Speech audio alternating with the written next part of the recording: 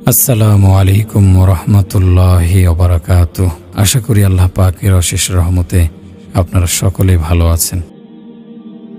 আলাম ইয়ানি লিল্লাযীনা আমানু আন তাখশা কুলুবুহুম লিযিকরিল্লাহ ওয়া মা নাযালা মিনাল হাক্কি ওয়া লা ইয়াকুনু কাল্লাযীনা উতুল কিতাবা মিন ক্বাবলু ফাতালা আলাইহিমুল আমাদু ফাকাসাত কুলুবুহুম ওয়া কাসীরুম মিনহুম ফাসিকুন। যারা মুমিন তাদের জন্য কি আল্লাহর স্মরণে এবং তার কাছ থেকে যে সত্য অবতীর্ণ হয়েছে তার কারণে হৃদয় বিগলিত হওয়ার সময় আসেনি? তারা তাদের মতো যেন না হয় যাদেরকে পূর্বে কিতাব দেওয়া হয়েছিল, তাদের ওপর সুদীর্ঘকাল অতিক্রান্ত হয়েছে, অতঃপর তাদের অন্তঃকরণ কঠিন হয়ে গেছে, তাদের অধিকাংশই পাপাচারী। সকল প্রশংসা আল্লাহ তাআলার জন্য। তার কাছে আমরা সাহায্য প্রার্থনা করছি এবং তার কাছে ক্ষমা প্রার্থনা করছি। অন্তরের মন্দ ভাব ও খারাপ কর্ম থেকে তার কাছে আশ্রয় প্রার্থনা করছি। যাকে তিনি হিদায়াত দেন তাকে পথভ্রষ্ট করার মতো আর কেউ নেই, আর যাকে তিনি পথভ্রষ্ট করেন তাকে হিদায়াত দেওয়ার মতো আর কেউ নেই। আমি সাক্ষ্য দিচ্ছি যে আল্লাহ তাআলা ব্যতীত আর কোনো ইলাহ নেই, তিনি এক ও অদ্বিতীয়, তার কোনো অংশীদার নেই। আমি আরও সাক্ষ্য দিচ্ছি যে মুহাম্মদ সাল্লাল্লাহু আলাইহি সাল্লাম তার বান্দা ও রাসূল। আল্লাহ তাআলা ইরশাদ করেন, ইয়া আইয়ুহাল্লাযীনা আমানুত্তাকুল্লাহা হাক্কা তুকাতিহি ওয়া লা তামুতুন্না ইল্লা ওয়া আনতুম মুসলিমুন। হে মুমিনগণ, তোমরা আল্লাহকে ভয় করো যেমন ভাবে তাকে ভয় করা উচিত, আর তোমরা মুসলিম না হয়ে মৃত্যুবরণ করো না। ইয়া আইয়ুহান নাসুত্তাকু রাব্বাকুমুল্লাযী খালাকাকুম মিন নাফসিন ওয়াহিদাতিন ওয়া খালাকা মিনহা যাওজাহা ওয়া বাসসা মিনহুমা রিজালান কাসীরান ওয়া নিসাআ ওয়াত্তাকুল্লাহাল্লাযী তাসাআলুনা বিহি ওয়াল আরহাম ইন্নাল্লাহা কানা আলাইকুম রাকীবা। হে মানব সমাজ, তোমরা তোমাদের প্রতিপালককে ভয় করো, যিনি তোমাদের এক ব্যক্তি থেকে সৃষ্টি করেছেন এবং তার থেকে সৃষ্টি করেছেন তার স্ত্রীকে, অতঃপর সেই দুজন থেকে বিস্তার করেছেন বহু নরনারী। আর তোমরা আল্লাহকে ভয় করো, যার নামে তোমরা একে অপরের নিকট অধিকার চেয়ে থাকো এবং সতর্ক থাকো আত্মীয় জ্ঞাতিদের ব্যাপারে। নিশ্চয় আল্লাহ তোমাদের উপর তীক্ষ্ণ দৃষ্টি রাখেন। ইয়া আইয়ুহাল্লাযীনা আমানুত্তাকুল্লাহা ওয়া কুলু কাওলান সাদীদা ইউসলিহ লাকুম আ'মালাকুম ওয়া ইয়াগফির লাকুম যুনুবাকুম ওয়া মান ইউতি'ইল্লাহা ওয়া রাসূলাহু ফাকাদ ফাযা ফাওজান আযীমা। হে মুমিনগণ, তোমরা আল্লাহকে ভয় করো এবং সঠিক কথা বলো। তিনি তোমাদের আমল আচরণ সংশোধন করবেন এবং তোমাদের পাপসমূহ ক্ষমা করবেন। আর যে ব্যক্তি আল্লাহ ও তার রাসূলের আনুগত্য করে সে মহা সাফল্য অর্জন করল। নিশ্চয় সবচেয়ে সত্য কথা হলো আল্লাহর কথা, সর্বোত্তম হিদায়াত হলো মুহাম্মদ সাল্লাল্লাহু আলাইহি সাল্লামের হিদায়াত। নিকৃষ্ট বিষয় হলো নব আবিষ্কৃত বিষয়সমূহ, আর সকল নব আবিষ্কৃত বিষয়ই বেদাত, আর সকল বেদাতই ভ্রষ্টতা, এবং সকল ভ্রষ্টতার শেষ পরিণাম জাহান্নাম। আল্লাহ তাআলা তার মুমিন বান্দাদের গুণ বর্ণনা করে বলেন, ইযা তুতলা আলাইহিম আয়াতুর রহমানি খররু সুজ্জাদা ওয়া বুকিয়া। এদের সামনে যখন দয়াময় আল্লাহর আয়াতসমূহ তেলাওয়াত করা হতো তখন তারা সিজদায় লুটিয়ে পড়ত এবং ক্রন্দন করত। ওয়া ইয়াখিরুনা লিল আযকানি ইয়াবকুনা ওয়া ইয়াজিদুহুম খুশুআ। আর তারা কাঁদতে কাঁদতে লুটিয়ে পড়ে এবং এটা তাদের বিনয় বৃদ্ধি করে। রাসূল সাল্লাল্লাহু আলাইহি সাল্লাম বলেছেন, আল্লাহর ভয়ে কান্না করেছে এমন ব্যক্তির জাহান্নামে প্রবেশ করা এমনই অসম্ভব যেমন দহনকৃত দুধ ওলানে ফিরে যাওয়া সম্ভব, এবং আল্লাহর রাস্তার ধুলোবালি ও জাহান্নামের আগুন কখনো একত্রিত হবে না। আবুল জিলদ জাইলান বিন ফাওরাহ থেকে বর্ণিত, তিনি বলেন, আমি দাউদ আলাইহিস সালামের মাসআলার মধ্যে পড়েছি যে তিনি বলেছেন, হে আমার প্রতিপালক, আপনার ভয়ে যে ব্যক্তির চোখের অশ্রু তার গণ্ডদেশে গড়িয়ে পড়েছে তার প্রতিদান কি? তিনি বলেন, তার প্রতিদান হলো তার চেহারাকে আগুনের উপর হারাম করে দেব এবং মহা আতঙ্কের দিন তাকে নিরাপদ রাখব। সুতরাং বোঝা গেল আল্লাহর দরবারে কান্নার যেমন শরীর মূল্যায়ন আছে তেমনি এটি একটি ইবাদত বটে, আর আল্লাহর ভয়ে কান্না করা তার রহমতের চাবিতুল্য। আলোচনা শুরু করার পূর্বে আমি আপনাদের এই কথা বলছি না যে আপনারা ক্রন্দন করবেন না, না, বরং অবশ্যই অবশ্যই ক্রন্দন করবেন। তবে প্রশ্ন হলো, কি জন্য ক্রন্দন করবেন? হ্যাঁ, আমরা আল্লাহর দরবারে আমাদের বিপদ আপদ ও কষ্টের কারণে কান্না করব। কেউ কান্না করে বাবা মার জন্য, কেউ ভাই বোনের জন্য, আবার কেউ সঙ্গী সাথী, নিকটস্থ প্রতিবেশী বা বন্ধু বান্ধবের জন্য, কেউ ক্ষতিতে পতিত হওয়ার কারণে কান্না করে।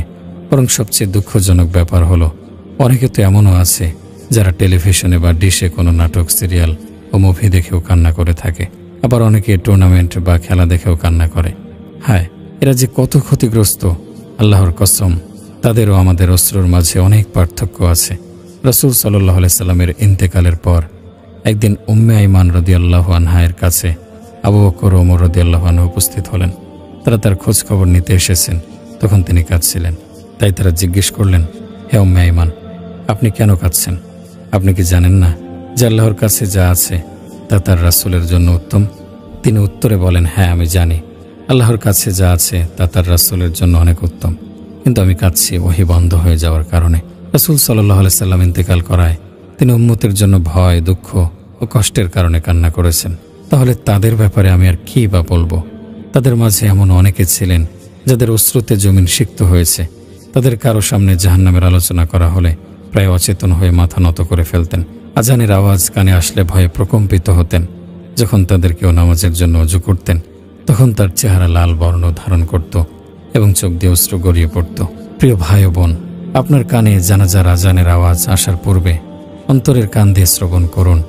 এক মহিলা ইমাম আউজাঈ রহমতুল্লাহি আলাইহির স্ত্রীর কাছে গেলেন। অতঃপর সেই মহিলা ইমাম আউজাঈর নামাজের স্থানটি পরিদর্শনকালে দেখলেন যে সেখানে পানি লেগে আছে। তাই মহিলাটি ইমাম আউজাঈর স্ত্রীকে এসে বললেন, তোমার মা সন্তানহারা হোক, তুমি বাচ্চাদের ব্যাপারে উদাসীন হওয়ার কারণে তারা আউজাঈর নামাজের জায়গায় প্রস্রাব করে দিয়েছে। এ কথা শুনে ইমাম আউজাঈর স্ত্রী বললেন, না, এগুলো প্রস্রাব নয়, বরং এগুলো হলো আউজাঈর চোখের পানি। কতই না মূল্যবান সেই অস্ত্রগুলো, এগুলোর দাম কতই না বেশি। সালেহিনের ঘটনা শুনলে অন্তর জীবিত থাকে। তাদের পথ অনুসরণের মাধ্যমে সৌভাগ্য অর্জিত হয়।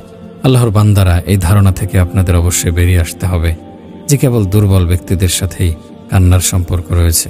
বীরদের জন্য কান্না করা সাজে না। হ্যাঁ, শত্রুদের মুখোমুখি হওয়ার সময়ে কান্না করাটা বীরদের জন্য সাজে না। ঘোড়ার হেঁসরা ধ্বনি, অস্ত্রের ঝনঝনানি শুনলে এবং দেহের অঙ্গগুলো বিক্ষিপ্ত অবস্থায় পড়ে থাকতে দেখলে কান্না করা শোভা পায় না, বরং তখন কান্না করা ভীতু লোকদের কাজ। আর আমরা যেই কান্নার কথা বলছি তা হলো আল্লাহর ভয়, শাস্তির আতঙ্ক, অবনত অবস্থায় নিচু হয়ে এবং তার ইবাদতের উদ্দেশ্যে কান্না করা। নিশ্চয় এই কান্না হলো মহাপ্রতাপশালী ও পরাক্রমশালী আল্লাহর জন্য নত হয়ে কান্না করা, সেই মহান সত্তার ভয়ে কান্না করা যিনি চিরঞ্জীব, কখনো মৃত্যুবরণ করবেন না। আব্দুল্লাহ বিন শিখির রাদিয়াল্লাহু আনহু থেকে বর্ণিত, তিনি বলেন, আমি নবীজি সাল্লাল্লাহু আলাইহি সাল্লামের নিকট এসেছি, তখন তিনি নামাজ পড়ছিলেন আর তার হৃদয় থেকে উত্তপ্ত পাতিলের ন্যায় টকবক আওয়াজ শোনা যাচ্ছিল, অর্থাৎ তিনি কাঁদছিলেন। যিনি বীরদের মধ্যে শ্রেষ্ঠ বীর এবং সবচেয়ে বীরত্বপূর্ণ ঘোড়সওয়ার, তিনিই কান্না করছেন। রাসূল সাল্লাল্লাহু আলাইহি সাল্লামের অসুস্থতার সময় যখন তিনি আবু বকর রাদিয়াল্লাহু আনহুকে নামাজের ইমামতের জন্য খবর পাঠিয়েছেন, তখন আয়েশা রাদিয়াল্লাহু আনহা বলেন, নিশ্চয় আবু বকর রাদিয়াল্লাহু আনহু একজন নরম কোমল হৃদয়ের অধিকারী ও দ্রুত ক্রন্দনকারী দিলের পুরুষ। যদি তিনি আপনার স্থানে দণ্ডায়মান হন তাহলে তিনি কান্নাই করবেন, তেলাওয়াত করতে পারবেন না। অন্য বর্ণনায় আছে, আবু বকর রাদিয়াল্লাহু আনহু যখন আপনার স্থলাভিষিক্ত হবেন, মানুষ কান্নার কারণে কিছু শুনতে পারবে না। কিন্তু আপনারা লক্ষ্য করুন, আবু বকর রাদিয়াল্লাহু আনহুর বিচক্ষণতা, বুদ্ধিমত্তা, শক্তিমত্তা ও রিদ্দার যুদ্ধের সময় তার দৃঢ়তার প্রতি, যেদিন তিনি মুরতাদদের বিরুদ্ধে প্রতিরোধ গড়ে তুলেছেন। এমন মহান ব্যক্তির আজ বড়ই প্রয়োজন। তখন আবু বকর রাদিয়াল্লাহু আনহু প্রতিরোধ গড়ে তুললেন, আর আল্লাহ তাআলাও তার মাধ্যমে বিরুদ্ধবাদীদের আধিক্য সত্ত্বেও দিনের অনেক খেদমত আঞ্জাম দিয়েছেন। আর ওমর ফারুক রাদিয়াল্লাহু আনহু তো কঠিন স্বভাবের হিসেবে পরিচিত সকলের কাছে। তার মাঝে এত কঠোরতা, রাগ, ক্রোধ থাকা সত্ত্বেও তিনি প্রভুর দরবারে প্রার্থনা করে কাঁদতেন এবং অত্যন্ত কোমল হৃদয়ের অধিকারী ছিলেন তিনি। ইমাম বুখারী রহমতুল্লাহি আলাইহি আব্দুল্লাহ বিন শাদ্দাদ রাদিয়াল্লাহু আনহুর সূত্রে বর্ণনা করেন, তিনি বলেন, আমি শেষ কাতারে ছিলাম, তখন আমি ওমরকে ঘর ঘর শব্দে কান্নারত অবস্থায়, ইন্নামা আশকু বাসসি ওয়া হুজনি ইলাল্লাহ, আমি তো আমার দুঃখ ও অস্থিরতা আল্লাহর সমীপে নিবেদন করছি, এই আয়াত পড়তে শুনেছি। হে ভাই, সত্য করে বলুন তো, কোরআনের আয়াতসমূহ তেলাওয়াত করে কখনো কি আপনার অশ্রু ঝরেছে? যে আয়াতগুলো প্রতিনিয়ত আপনাকে জান্নাতের বিভিন্ন নিয়ামত রাজি ও জাহান্নামের বিভিন্ন খবরাখবর দিয়ে যাচ্ছে। আল্লাহ তাআলা তার কিতাব ও সালেহিনের ওপর এর প্রভাব সম্পর্কে ইরশাদ করেন, আল্লাহ সর্বোত্তম বাণী তথা কিতাব অবতীর্ণ করেছেন, যার অংশসমূহ পরস্পর সাদৃশ্যপূর্ণ এবং যা বারবার পঠিত হয়। যারা তাদের প্রভুকে ভয় করে, এ বাণীতে তাদের চামড়া কেঁপে ওঠে, তারপর তাদের শরীর ও অন্তর আল্লাহর স্মরণে বেনম্র হয়। এটা আল্লাহর পথ নির্দেশ, এর দ্বারা তিনি যাকে ইচ্ছা পথ নির্দেশ করেন, আর আল্লাহ যাকে বিপথে নেন তার জন্য কোনো পথ প্রদর্শক নেই। ইবনে মাসউদ রাদিয়াল্লাহু আনহু বলেন, আমি রাসূল সাল্লাল্লাহু আলাইহি সাল্লামের নিকট ছিলাম, তখন তিনি আমাকে বলেন, আমার সামনে কোরআন তেলাওয়াত করো। আমি বললাম, আমি আপনার সামনে কোরআন তেলাওয়াত করব, অথচ আপনার উপর কোরআন নাজিল করা হয়েছে। রাসূল সাল্লাল্লাহু আলাইহি সাল্লাম বললেন, আমার কাছে অন্যের মুখ থেকে কোরআন তেলাওয়াত শ্রবণ করতে ভালো লাগে। ইবনে মাসউদ রাদিয়াল্লাহু আনহু বলেন, অতঃপর আমি সূরা নিসা তেলাওয়াত করতে শুরু করলাম। যখন আমি ফাকাইফা ইযা জিনা মিন কুল্লি উম্মাতিন বিশাহিদিন ওয়া জিনা বিকা আলা হাউলাই শাহিদা, সুতরাং তখন কি অবস্থা দাঁড়াবে যখন আমি প্রত্যেক উম্মতের মধ্য থেকে একজন সাক্ষী উপস্থিত করব এবং আপনাকে উপস্থিত করব তাদের উপর সাক্ষী রূপে। এ আয়াত পাঠ করলাম। এ আয়াত দ্বারা রাসূল সাল্লাল্লাহু আলাইহি সাল্লামের প্রতি ইঙ্গিত করা হয়েছে। তখন তিনি বললেন, আপাতত যথেষ্ট হয়েছে। তারপর আমি তার দিকে তাকিয়ে দেখি তার চোখ দিয়ে অশ্রু গড়িয়ে পড়ছে। মহান রবের ভয় এবং উম্মতের জন্য দরদ ও মায়া মমতার কারণেই তার এই অবস্থা হলো। আমি আপনাদের সামনে সেই আয়াতে কারিমা তেলাওয়াত করছি, যাতে সেই মহান দিবসের কঠিন অবস্থা আপনারা বুঝতে পারেন। আল্লাহ তাআলা ইরশাদ করেন, ফাকাইফা ইযা জিনা মিন কুল্লি উম্মাতিন বিশাহিদিন ওয়া জিনা বিকা আলা হাউলাই শাহিদা ইয়াওমা ইযিন ইয়াওয়াদ্দুল্লাযীনা কাফারু ওয়া আসাউর রাসূলা লাউ তুসাওয়া বিহিমুল আরদু ওয়া লা ইয়াকতুমুনাল্লাহা হাদিসা। সুতরাং তখন কি অবস্থা দাঁড়াবে যখন আমি প্রত্যেক উম্মতের মধ্য থেকে একজন সাক্ষী উপস্থিত করব এবং আপনাকে উপস্থিত করব তাদের উপর সাক্ষী রূপে, যারা কুফরি করেছে এবং রাসূলের অবাধ্য হয়েছে। তারা সেদিন কামনা করবে যদি তাদের সহ মাটির সমান করে দেয়া হতো, মাটির সাথে তাদের মিশিয়ে দেয়া হতো, তারা আল্লাহর কাছে কোনো কথাই গোপন করতে পারবে না। হে আল্লাহ, আমি আপনার প্রতি আগ্রহের কারণে কান্না করেছি। আমাকে জান্নাতে আপনার কাছে আশ্রয় দিন। আমি জাহান্নামের ভয়ে কান্না করেছি। আপনার দর্শন যদি না মেলে সেই আশঙ্কায় কান্না করেছি। আল্লাহ তাআলা জাহান্নামীদের সম্পর্কে ইরশাদ করেন, কাল্লা বাল রানা আলা কুলুবিহিম মা কানু ইয়াকসিবুন কাল্লা ইন্নাহুম আন রাব্বিহিম ইয়াওমাইযিল লামাহজুবুন সুম্মা ইন্নাহুম লাসালুল জাহিম সুম্মা ইয়াকালু হাযাল্লাযী কুনতুম বিহি তুকাজ্জিবুন। কখনো না, তাদের কথা ঠিক নয়, বরং তাদের কৃতকর্ম তাদের অন্তরে মরিচা ধরিয়ে দিয়েছে। কখনো না, সেদিন তারা তাদের প্রভু থেকে অবশ্যই আড়ালে থাকবে, অতঃপর অবশ্যই তারা জাহান্নামে প্রবেশ করবে। তারপর বলা হবে, এটা তো তাই যা তোমরা অবিশ্বাস করতে। আল্লাহর কসম, জান্নাতের মধ্যে দয়াময় আল্লাহ তাআলাকে দেখার চেয়ে আর কোনো নিয়ামতে এত সুখের ও মজার নয়। আর আল্লাহ তাআলাকে দেখতে না পারার কষ্টের চেয়ে জাহান্নামের কোনো আযাবে এত কষ্টদায়ক নয়। ইবনে উসাইমিন রাহমাতুল্লাহি আলাইহি বলেন, আল্লাহর কসম, যদি অন্তরগুলো আহত হতো তাহলে ব্যথায় খণ্ড বিখণ্ড হয়ে যেত এবং দুঃখে বিদীর্ণ হয়ে যেত। আর সে বলতো, ওয়াত্তাকুল্লাহা ওয়া'লামু আন্নাকুম মুলাকুহু ওয়া বাশশিরিল মুমিনিন। আর তোমরা আল্লাহকে ভয় করো এবং জেনে রাখো যে তোমরা তার সাথে সাক্ষাৎ করবে, আর মুমিনদের সুসংবাদ দিন। আল্লাহ তাআলাকে দেখার সুসংবাদের চেয়ে আর কোনো সুসংবাদ বড় হতে পারে? প্রত্যেক আশিক তার মাশুককে দেখার আগ্রহে থাকে। সালিহ আর মুররি রহমতুল্লাহি আলাইহি বলেন, কাবাল আহবার থেকে আমার কাছে সংবাদ পৌঁছেছে যে তিনি বলেন, যে ব্যক্তি গুনাহের ভয়ে কান্না করে তাকে ক্ষমা করে দেয়া হয়, আর যে আল্লাহর প্রতি আসক্ত হয়ে কান্না করে তার জন্য আল্লাহকে দেখা বৈধ হয়ে যায়। সে যখন ইচ্ছা তখনই আল্লাহকে দেখতে পাবে। ঈসা মুআল্লিম জাদান রহমতুল্লাহি আলাইহি আবু উমর রহমতুল্লাহি আলাইহি থেকে বর্ণনা করে বলেন, আমাদের কাছে এই খবর এসেছে যে যে ব্যক্তি জাহান্নামের ভয়ে কান্না করবে আল্লাহ তাআলা তাকে জাহান্নাম থেকে মুক্তি দেবেন, আর যে ব্যক্তি জান্নাতের আশায় কান্না করবে আল্লাহ তাআলা তাকে জান্নাতে প্রবেশ করাবেন। হে আল্লাহ, আপনার অনুগ্রহ থেকে আমাদের বঞ্চিত করবেন না। হাদিস শরীফে এসেছে, রাসূল সাল্লাল্লাহু আলাইহি সাল্লাম বলেন, আল্লাহর কসম, আমি যা জানি যদি তোমরা তা জানতে তাহলে তোমরা অল্পই হাসতে আর বেশি ক্রন্দন করতে, বিছানায় স্ত্রী সম্ভোগ করতে না এবং চিৎকার করে আল্লাহর কাছে দোয়া করতে করতে পথে প্রান্তরে বেরিয়ে পড়তে।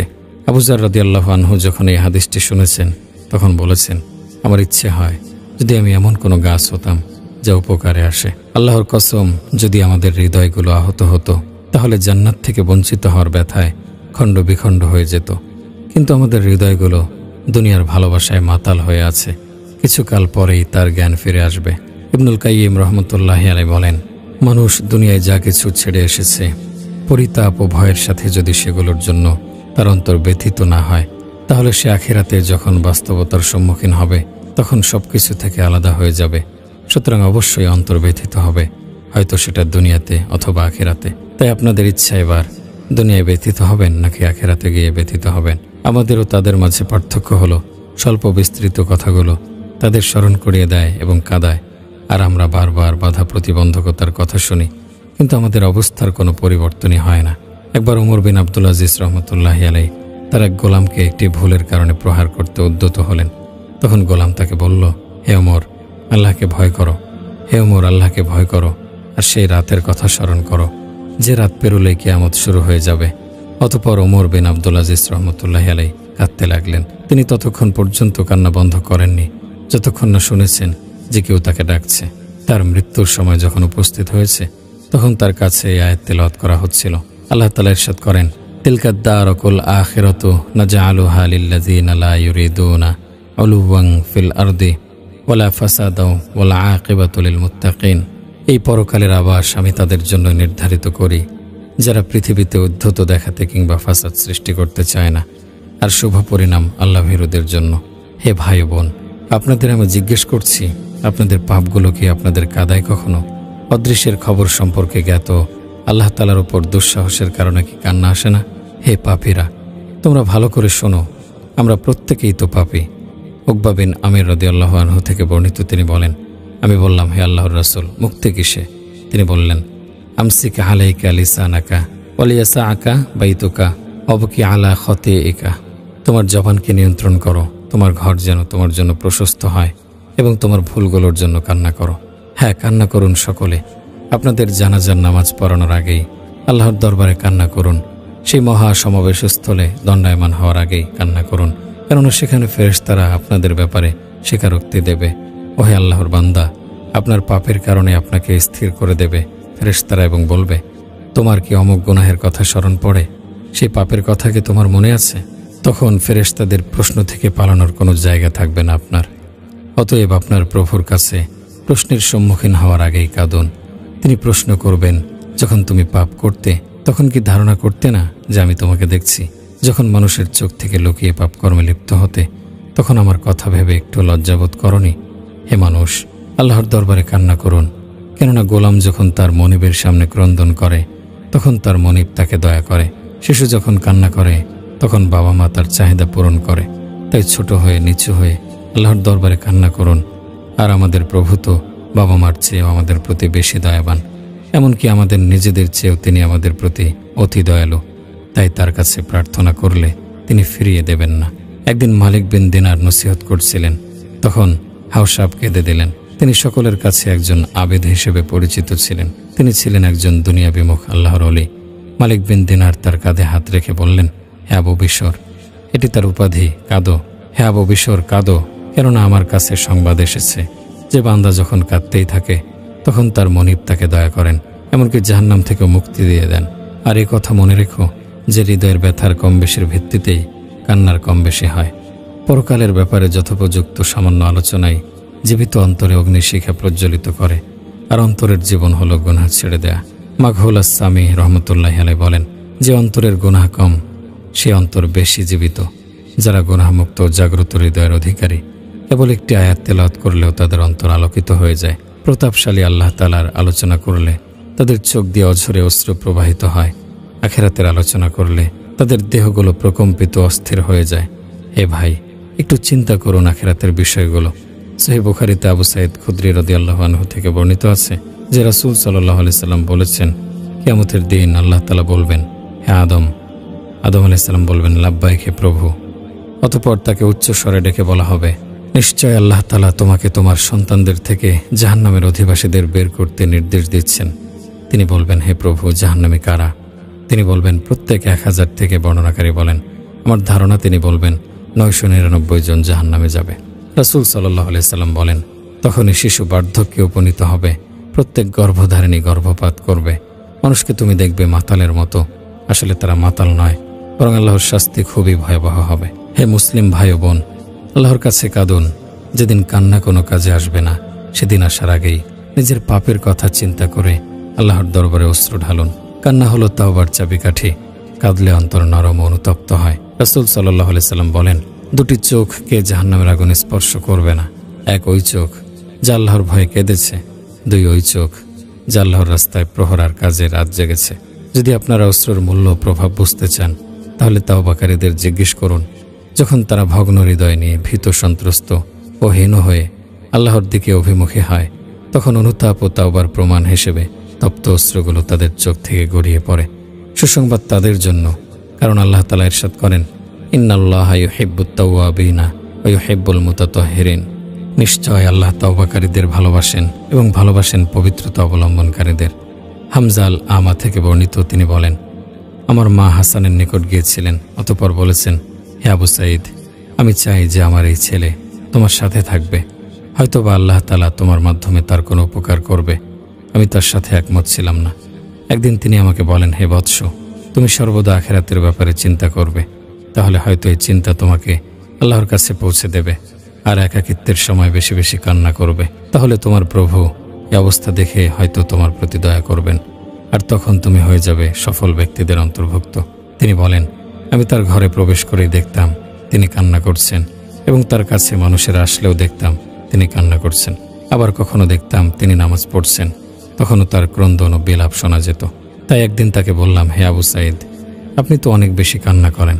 এ কথা বলার পর তিনি কেঁদে কেঁদে বললেন, হে বৎস, মুমিন যদি কান্নাই না করে তাহলে করবে কি? হে বৎস, কান্না রহমত ডেকে আনে। যদি তুমি জীবনকে এমনভাবে গড়তে পারো যে তুমি সর্বদা কান্না করো, তাহলে তাই করো, কেননা হয়তোবা আল্লাহ তাআলা তোমাকে কান্নারত অবস্থায় দেখে তোমার প্রতি দয়া করবেন। আর যদি তিনি তোমার প্রতি রহম করেন, তাহলে তুমি জাহান্নাম থেকে মুক্তি পেয়ে গেলে এবং জান্নাত পেয়ে সফল হলে। বাচ্চা যখন কান্না করে, তার মা কি তখন তার উপর দয়া করে না? অবশ্যই করে। তুমি কি মনে করো যে একজন মা তার সন্তানকে আগুনে নিক্ষেপ করবে? উত্তর তোমার কাছেই থাক।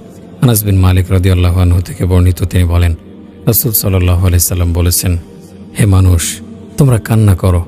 যদি কান্না করতে না পারো, তাহলে কান্নার ভান করো, কেননা জাহান্নামের অধিবাসীদের এত অশ্রু প্রবাহিত হবে যে যেন তা পানির নহর।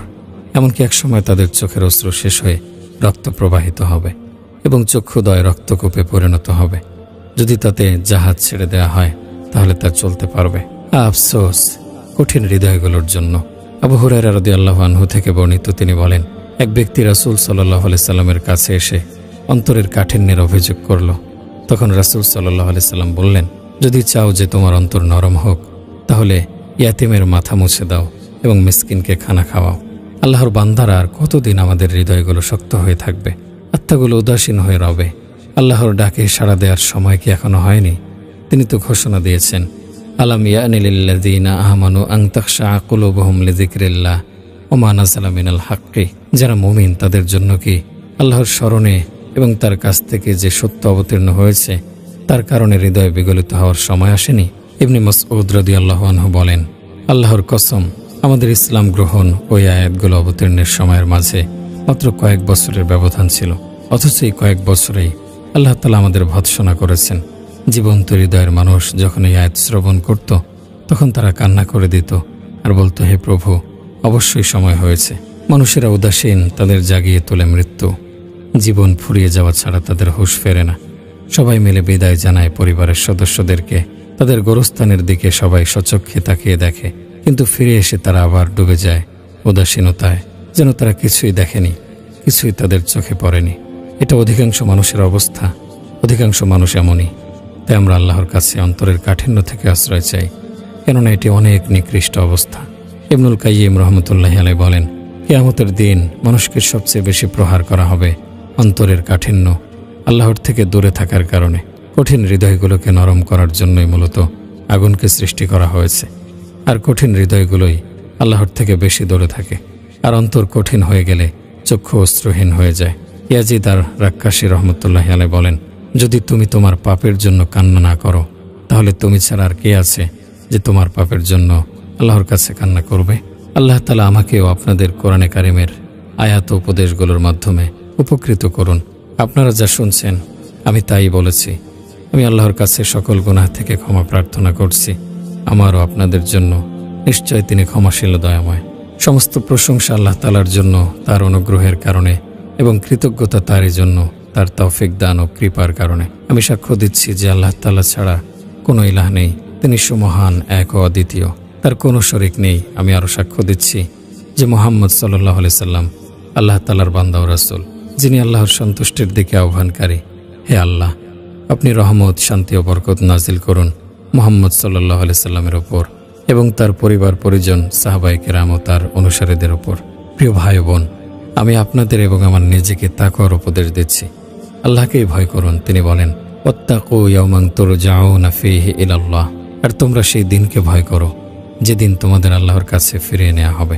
বিভিন্ন কিতাবে বর্ণিত আছে যে জৈনক তাবী রাসূল সাল্লাল্লাহু আলাইহি সাল্লামের ভালোবাসায়, তার প্রতি আসক্তির কারণে দীর্ঘ 20 বছর যাবৎ কান্না করেছেন। অবশেষে তিনি স্বপ্নে রাসূল সাল্লাল্লাহু আলাইহি সাল্লামকে দেখার সৌভাগ্য লাভ করেছেন। কিন্তু আমার আর আপনাদের অবস্থা কি?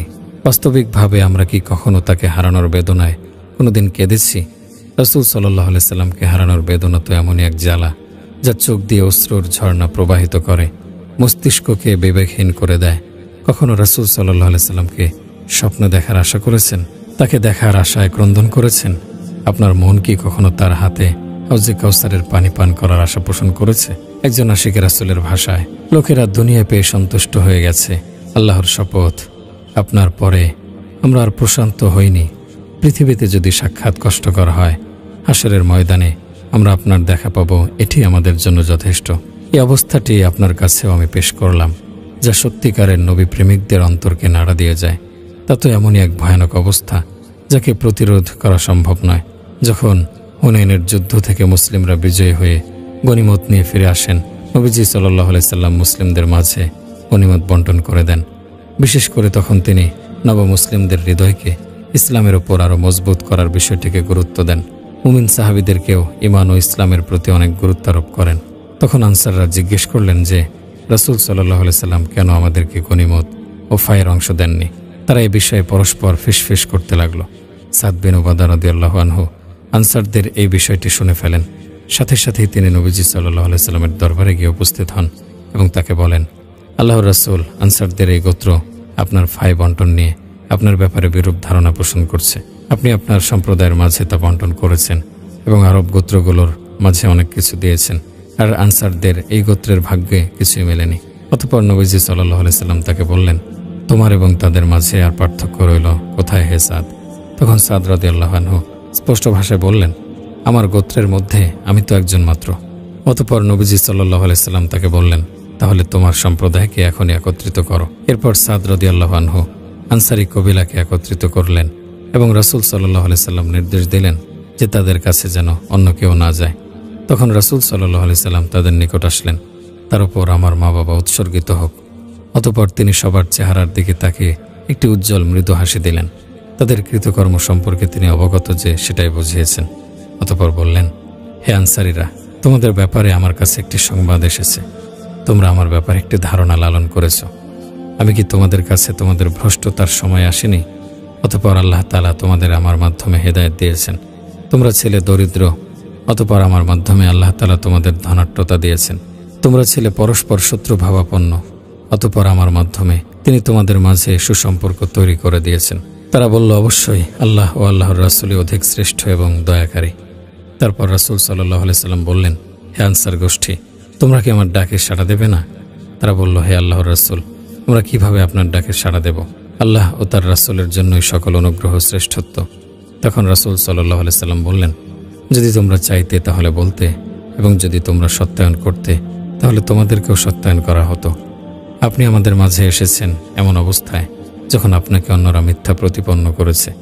আমরা আপনাকে সত্য বলে মেনে নিয়েছি। আপনি এসেছেন সাহায্যহীন অবস্থায়, আমরা আপনাকে সাহায্য করেছি। আপনি এসেছেন নিঃস্ব অবস্থায়, আমরা আপনার উপর সহানুভূতিশীল হয়েছি। আপনি এসেছেন বিতাড়িত অবস্থায়, আমরা আপনাকে আশ্রয় দিয়েছি। হে আনসারগণ, দুনিয়ার সামান্য বিষয়ের জন্য তোমরা অসন্তুষ্ট হয়ে আছো, যার বিনিময়ে আমি কিছু লোকের মন রক্ষা করেছি যেন তারা ইসলামের প্রতি ধাবিত হয়, আর তোমাদের ইসলামের প্রতি ন্যস্ত করেছি। হে আনসারগণ, তোমরা কি এতে সন্তুষ্ট নয় যে যখন মানুষ বকরি ও উট নিয়ে যাবে তখন তোমাদের ভাগে আল্লাহর রাসূলকে নিয়ে যাবে? কসম সেই সত্তার যার হাতে মুহাম্মাদের জীবন, যদি হিজরত না থাকতো তাহলে আমিও একজন আনসার হতাম। যদি মানুষ কোনো একটি জাতিকে গ্রহণ করত তাহলে আমি আনসারদের গ্রহণ করতাম। হে আল্লাহ, আপনি আনসারদের প্রতি দয়াদ্র হন, তাদের সন্তানদের ও সন্তানের সন্তানদের দয়া করুন। অতঃপর আনসারীরা ক্রন্দন করলেন, এমনকি তাদের দাড়ি ভেজে গেল, তাদের প্রেমাস্পদের আর তাদের অশ্রু একাকার হয়ে গেল। সকলে চিৎকার করে কাঁদতে লাগলো। তাদের সাথে সাদ রাদিয়াল্লাহু আনহু ছিলেন। তারা বলছিল, আমরা আমাদের ভাগে রাসূল সাল্লাল্লাহু আলাইহি সাল্লামকে পেয়ে সন্তুষ্ট হয়েছি। কতই না সুন্দর ছিল সেই দৃশ্য, কতই না চমৎকার ছিল সেই দৃশ্য, যখন সত্যবাদীরা তাদের প্রেমাস্পদের প্রতি ভালোবাসা ও আসক্তি চোখের অশ্রুর মাধ্যমে প্রকাশ করেছে। আল্লাহ তাআলা বলেন, লাকাদ জাআকুম রাসূলুম মিন আনফুসিকুম আজিজুন আলাইহি মা আনিতুম হারিসুন আলাইকুম বিল মুমিনিনা রাউফুর রহিম। তোমাদের কাছে তোমাদের মধ্য থেকে একজন রাসূল এসেছে, তোমাদের দুঃখ কষ্ট তার পক্ষে দুঃসহ।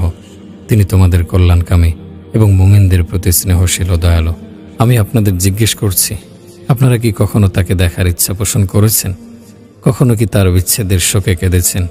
যদি আপনি সত্যিই তাকে ভালোবেসে থাকেন, তবে এটাই তাকে ভালোবাসার নিয়ম। এটি আপনার জন্য একটি হাদিয়া স্বরূপ। সুতরাং শক্ত করে তা আঁকড়ে ধরুন, তবে অমনোযোগীদের অন্তর্ভুক্ত হবেন না। এটা ভাববেন না যে সবার অস্ত্রই সত্য, বরং কিছু মিথ্যা অস্ত্রও আছে। যেমন ইউসুফ আলাইহিসসালামের ভাইয়েরা তাকে কূপে নিক্ষেপ করার পর রাতের বেলায় তাদের বাবার কাছে কাঁদতে কাঁদতে এসেছে আর দোষ দিল বাঘের, অথচ এখানে বাঘের কোনো সম্পর্কই ছিল না। হে মুসলিম ভাই, আজ আপনাদের মাঝে এমন অনেক মানুষ আছে যারা কখনো ফজরের নামাজ মুসল্লিদের সাথে জামাতে পড়েনি, বরং ঘুমিয়ে বেলা পার করে দেয়। আর যখনই আপনি ঘুম থেকে উঠেছেন, তখনও কি ফজরের নামাজ জামাতের সাথে পড়তে পেরেছেন? না, বরং আপনার জামাত ছুটেই গেল। কিন্তু এ নিয়ে আপনি একটু অস্থির হননি। আপনি কি কান্না করেছেন? আপনি কি অনুতপ্ত হয়েছেন? পরিবর্তনের জন্য কি প্রতিজ্ঞা করেছেন? আমাদের ও আমাদের পূর্ববর্তীদের মাঝে পার্থক্য হলো, তাদের অস্ত্রগুলো ছিল তপ্ত আর আমাদের অস্ত্রগুলো ঠান্ডা। তপ্ত অস্ত্রের প্রভাব রাতে এবং দিনে উভয় সময়েই থাকে, তা জীবনের গতি পাল্টে দেয়।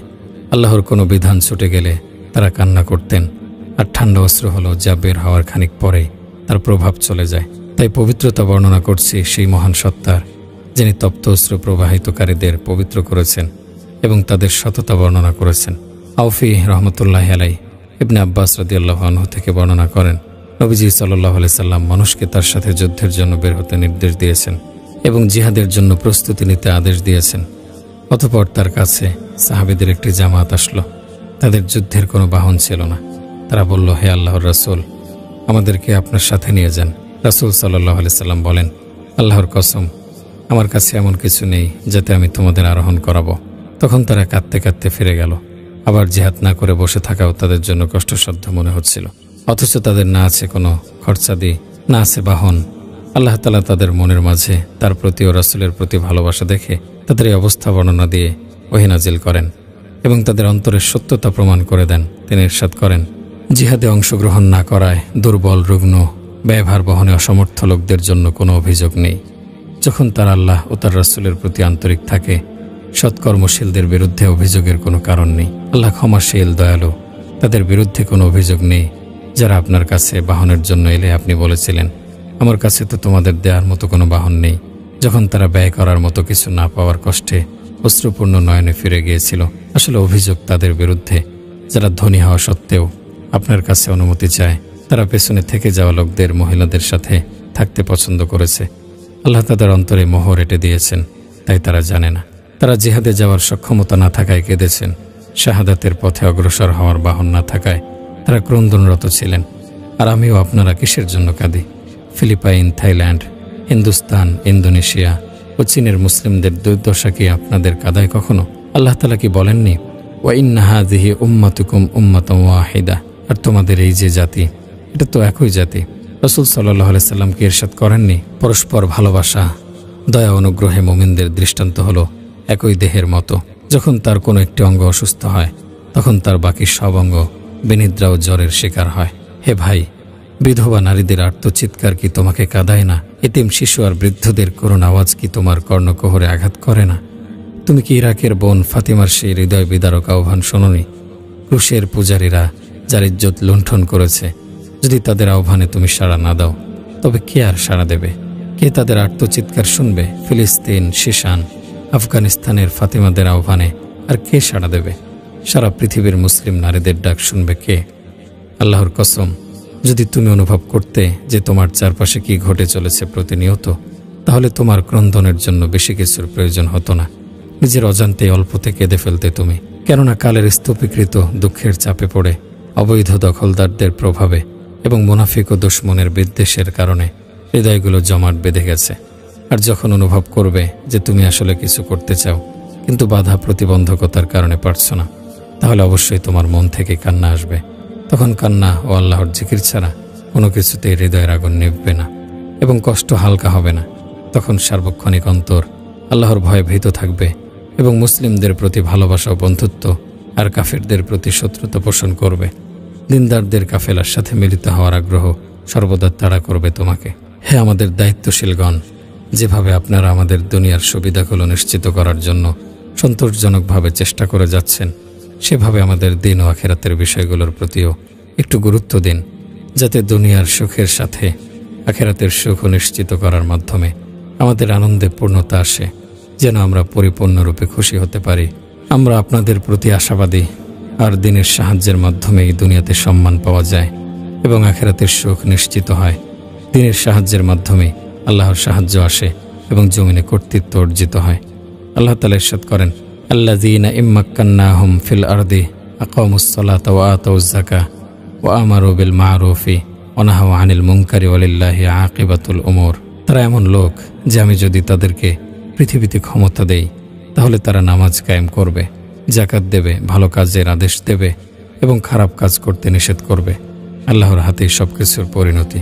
আল্লাহর কসম, আমাদের হৃদয় ততক্ষণ পর্যন্ত খুশি হবে না যতক্ষণ না আমাদের প্রথম কিবলা মুক্ত হবে, মুসলিম বন্দীরা মুক্তি পাবে এবং যতক্ষণ না ইরাক সহ বিশ্বের প্রতিটি মুসলিম দেশ থেকে কুকুরগুলো বেরিয়ে যাবে। হে আল্লাহ, আপনি আপনার দ্বীন ও কিতাবকে এবং আপনার প্রিয় হাবিবের সুন্নাহ ও একত্ববাদে বিশ্বাসীদের সাহায্য করুন। যারা দ্বীনকে সাহায্য করে তাদের আপনি সাহায্য করুন, যারা তাওহীদবাদীদের অপদস্থ করে তাদের আপনি অপদস্থ করুন। হে আল্লাহ, আমরা আপনার কাছে আপনার ভালোবাসা, যারা আপনাকে ভালোবাসে তাদের ভালোবাসা এবং এমন আমলের ভালোবাসা চাই যা আমাদের আপনার ভালোবাসা অর্জনের সহায়তা করবে। হে প্রভু, আমরা আপনার কাছে আশ্রয় প্রার্থনা করি এমন হৃদয় থেকে যা আপনার ভয়ে ভীত হয় না, এমন চক্ষু থেকে যা আপনার দরবারে কাঁদে না, এমন কান থেকে যা আপনার কথা শোনে না, এমন নফস থেকে যা তৃপ্ত হয় না, এমন ইলম থেকে যা উপকারে আসে না, এমন দোয়া থেকে যা কবুল হয় না। হে আল্লাহ, আমাদের কাছে ঈমানকে প্রিয় করে দিন এবং অন্তরে তা সুসজ্জিত করে দিন, আর কুফরি, ফুসুকি, অবাধ্যতাকে আমাদের কাছে অপ্রিয় করে দিন। আমাদেরকে সঠিক পথপ্রাপ্তদের অন্তর্ভুক্ত করে নিন। আমাদেরকে আমাদের নিজ ভূখণ্ডে নিরাপদ করে দিন। আমাদের নেতাদের সংশোধন করে দিন। আমাদের নেতৃত্ব কর্তৃত্ব এমন কারো হাতে রাখুন যে আপনাকে ভয় করে এবং আপনার সন্তুষ্টি মেনে চলে। হে আল্লাহ, আপনি পাপীদের পাপগুলো ক্ষমা করে দিন, তওবাকারীদের তওবা কবুল করে নিন, বিপদগ্রস্তদের বিপদ দূর করে দিন, দুশ্চিন্তাগ্রস্তদের দুশ্চিন্তা লাঘব করে দিন, ঋণীদের ঋণ পরিশোধ করার ব্যবস্থা করে দিন, পথহারাকে পথ দেখান, পথভ্রষ্টকে সঠিক পথ প্রদর্শন করুন, জীবিত মৃত সকলকে ক্ষমা করে দিন। আল্লাহর বান্দারা, ইন্নাল্লাহা ইয়া'মুরু বিল আদলি ওয়াল ইহসানি ওয়া ইতা'i যিল কুরবা ওয়া ইয়ানহা আনিল ফাহশাই ওয়াল মুনকারি ওয়াল বাগি ইয়া'iযুকুম লাআল্লাকুম তাযাক্কারুন। নিশ্চয় আল্লাহ ন্যায়পরায়ণতা, সদাচরণ ও আত্মীয় স্বজনকে দান করার আদেশ দেন এবং তিনি অশ্লীলতা, মন্দ কাজ ও সীমালঙ্ঘন থেকে নিষেধ করেন। তিনি তোমাদের উপদেশ দেন যাতে তোমরা শিক্ষা গ্রহণ করো। অতএব তোমরা আল্লাহকে স্মরণ করো, তাহলে তিনিও তোমাদের স্মরণ করবেন। তার নিয়ামতের শুকরিয়া আদায় করো, তাহলে তিনি নিয়ামত বাড়িয়ে দেবেন। আর আল্লাহর জিকিরই সর্বোত্তম, তিনি সবার কৃতকর্ম সম্পর্কে জানেন। প্রতিটি প্রাণীর জন্যই আল্লাহ তাআলা মৃত্যুকে অবধারিত করে রেখেছেন। আল্লাহ তাআলার সত্তা ছাড়া কিছুই বেঁচে থাকবে না। মানুষের সংবিধান হিসেবে আল্লাহ তাআলা তার কিতাব অবতীর্ণ করেছেন এবং তাদের শৃঙ্খল জীবনের জন্য প্রেরণ করেছেন রাসূলের আদর্শ। মানুষ সত্যের পথ থেকে বিচ্যুত হয়ে গেলে উদাসীনতা তাকে আচ্ছন্ন করে নেয়, আর এই অবস্থায় এক সময় তার মৃত্যু এসে যায়। কিন্তু তার এই মৃত্যু হয় সবচেয়ে মন্দ অবস্থায়। যে ব্যক্তি মৃত্যুর ব্যাপারে সচেতন থেকে চলে তাকে আল্লাহ তাআলা উত্তম অবস্থায় মৃত্যুদান করেন। আর যে মৃত্যুর ব্যাপারে উদাসীন হয়ে দুনিয়া ও দুনিয়ার যাবতীয় জিনিসের দিকে ছুটে যায় তার মৃত্যু হয় সবচেয়ে নিকৃষ্ট অবস্থায়। আল্লাহর কাছে এ ধরনের মৃত্যু থেকে আশ্রয় প্রার্থনা করছি। মৃত্যুর ব্যাপারে সচেতন ও উদাসীন এ দুই ব্যক্তির মাঝে বিস্তর পার্থক্য রয়েছে। সকল প্রশংসা আল্লাহ তাআলার জন্য। তার কাছে আমরা সাহায্য প্রার্থনা করছি এবং তার কাছে ক্ষমা প্রার্থনা করছি। অন্তরের মন্দ ভাব ও খারাপ কর্ম থেকে তার কাছে আশ্রয় প্রার্থনা করছি। যাকে তিনি হিদায়াত দেন তাকে পথভ্রষ্ট করার মতো আর কেউ নেই, আর যাকে তিনি পথভ্রষ্ট করেন তাকে হিদায়াত দেওয়ার মতো আর কেউ নেই। আমি সাক্ষ্য দিচ্ছি যে আল্লাহ তাআলা ব্যতীত আর কোনো ইলাহ নেই, তিনি এক ও অদ্বিতীয়, তার কোনো অংশীদার নেই। আমি আরও সাক্ষ্য দিচ্ছি যে মুহাম্মদ সাল্লাল্লাহু আলাইহি ওয়াসাল্লাম তার বান্দা ও রাসূল। আল্লাহ তাআলা ইরশাদ করেন, ইয়া আইয়ুহাল্লাযীনা আমানুত্তাকুল্লাহা হাক্কা তুকাতিহি ওয়া লা তামুতুন্না ইল্লা ওয়া আনতুম মুসলিমুন। হে মুমিনগণ, তোমরা আল্লাহকে ভয় করো যেমন ভাবে তাকে ভয় করা উচিত, আর তোমরা মুসলিম না হয়ে মৃত্যুবরণ করো না। ইয়া আইয়ুহান নাসুত্তাকু রাব্বাকুমুল্লাযী খালাকাকুম মিন নাফসিন ওয়াহিদাতিন ওয়া খালাকা মিনহা যাওজাহা ওয়া বাসসা মিনহুমা রিজালান কাসীরান ওয়া নিসাআ ওয়াত্তাকুল্লাহাল্লাযী তাসাআলুনা বিহি ওয়াল আরহাম ইন্নাল্লাহা কানা আলাইকুম রাকীবা। হে মানব সমাজ, তোমরা তোমাদের প্রতিপালককে ভয় করো, যিনি তোমাদের এক ব্যক্তি থেকে সৃষ্টি করেছেন এবং তার থেকে সৃষ্টি করেছেন তার স্ত্রীকে, অতঃপর সেই দুজন থেকে বিস্তার করেছেন বহু নরনারী। আর তোমরা আল্লাহকে ভয় করো, যার নামে তোমরা একে অপরের নিকট অধিকার চেয়ে থাকো, এবং সতর্ক থাকো আত্মীয় জ্ঞাতিদের ব্যাপারে। নিশ্চয় আল্লাহ তোমাদের উপর তীক্ষ্ণ দৃষ্টি রাখেন। ইয়া আইয়ুহাল্লাযীনা আমানুত্তাকুল্লাহা ওয়া কুলু কাওলান সাদীদা ইউসলিহ লাকুম আ'মালাকুম ওয়া ইয়াগফির লাকুম যুনুবাকুম ওয়া মান ইউতি'ইল্লাহা ওয়া রাসূলাহু ফাকাদ ফাযা ফাওজান আযীমা। হে মুমিনগণ, তোমরা আল্লাহকে ভয় করো এবং সঠিক কথা বলো। তিনি তোমাদের আমল আচরণ সংশোধন করবেন এবং তোমাদের পাপসমূহ ক্ষমা করবেন। আর যে ব্যক্তি আল্লাহ ও তার রাসূলের আনুগত্য করে সে মহা সাফল্য অর্জন করল। নিশ্চয় সবচেয়ে সত্য কথা হলো আল্লাহর কথা। সর্বোত্তম হিদায়াত হলো মুহাম্মদ সাল্লাল্লাহু আলাইহি ওয়াসাল্লামের হিদায়াত। নিকৃষ্ট বিষয় হলো নব আবিষ্কৃত বিষয়সমূহ, আর সকল নব আবিষ্কৃত বিষয়ে বিদআত, আর সকল বিদআতে ভ্রষ্টতা, এবং সকল ভ্রষ্টতার শেষ পরিণাম জাহান্নাম। প্রিয় ভাই ও বোন, আসসালামু আলাইকুম ওয়া রাহমাতুল্লাহি ওয়া বারাকাতুহু। আল্লাহ তাআলা আপনাদের নেক হায়াত দান করুন এবং সত্যের পথে আপনাদের ও আমার পদক্ষেপগুলো অবিচল রাখুন। আল্লাহ তাআলার কাছে প্রার্থনা করি তিনি যেন আমাকে এবং আপনাদের তার সম্মানিত গৃহে ভাই ভাই হিসেবে মুখোমুখি হয়ে পালঙ্কে বসার তৌফিক দান করেন। আল্লাহ তাআলা যেন আমাদের ঐক্যকে সুসংহত করেন এবং আমাদের কাতারগুলোকে একতাবদ্ধ করে দেন, আমাদের দায়িত্বশীলদের সংশোধন করে দেন, আর আমাদের কাফির সম্প্রদায়ের বিরুদ্ধে সাহায্য করেন। ওহে আল্লাহর বান্দা, আর কতদিন এভাবে উদাসীন থাকবে? অথচ মৃত্যু মানুষের ডান বাম থেকে ছো মারছে। প্রতিদিনই তো হাসপাতালগুলো কত নর নারীকে বিদায় জানাচ্ছে, কত শিশু বৃদ্ধকে বিদায় জানাচ্ছে, কবর তাদের স্বাগত জানাচ্ছে। বর্ণনায় আছে ঈসা আলাইহিস সালামের নিকট দুনিয়া একজন সুন্দরী বৃদ্ধার আকৃতি ধারণ করে উপস্থিত হয়েছিল। সে সব ধরনের সাজসজ্জা গ্রহণ করে এসেছিল। ঈসা আলাইহিস সালাম তাকে বললেন, তুমি বিয়ে করেছো কয়টি? সে বলল, অনেক। ঈসা আলাইহিস সালাম বললেন, তারা সবাই কি তোমাকে ছেড়ে মৃত্যুবরণ করেছে, না তুমি তাদের ছেড়ে দিয়েছ? সে বলল, বরং আমি তাদের সবাইকে হত্যা করে দিয়েছি। তখন ঈসা আলাইহিস সালাম বললেন, ধ্বংস তোমার অবশিষ্ট স্বামীদের জন্য। তাদের কি হলো যে তোমার অতীত স্বামীদের থেকে শিক্ষা গ্রহণ করছে না? হে আমলে উদাসীন ও দীর্ঘ আশায় প্রবঞ্চিত, মৃত্যু হঠাৎ চলে আসবে, আর কবর হলো আমলের ঘর। আদম সন্তান যে রোগে আক্রান্ত হয় তা দুই ধরনের। এক শারীরিক রোগ, যা থেকে পরিত্রাণ পেতে আমরা ডাক্তারের কাছে যাই এবং চিকিৎসা সেবা গ্রহণ করি। দুই আত্মিক রোগ, যা হৃদয়কে আচ্ছন্ন করে নেয়। এটি শারীরিক রোগের চেয়ে বেশি ভয়ঙ্কর ও ধ্বংসাত্মক, কারণ এটি শুধু মৃত্যুর সময়ই প্রকাশিত হয়। আর আত্মিক রোগের ফলে দুনিয়া ও আখিরাত উভয় জগতে ক্ষতিগ্রস্ত হতে হয় এবং এর ফলে নিজের দিনদারিও বিনষ্ট হয়। প্রকৃতপক্ষে যার হৃদয় মরে যায় তার তো দেহও মরে যায়। আল্লাহ তাআলা বলেন, ওয়া ইযা রাআইতাহুম তু'জিবুকা আজসামুহুম ওয়া ইন ইয়াকুলু তাসমা' লিকাওলিহিম। আপনি যখন তাদের দেখেন তখন তাদের দেহাবয়ব আপনাকে মুগ্ধ করে, আর তারা যদি কথা বলে আপনি তাদের কথা শোনেন, কিন্তু তাদের হৃদয়গুলো শূন্য। বর্তমানে অনেক মানুষই তাদের হৃদয়ের কাঠিন্যের ব্যাপারে অভিযোগ করে, আর এই কাঠিন্য তো উদাসীনতা, যা অনেকের জীবনকে আচ্ছন্ন করে আছে। এটি ভয়ঙ্কর এক রোগ।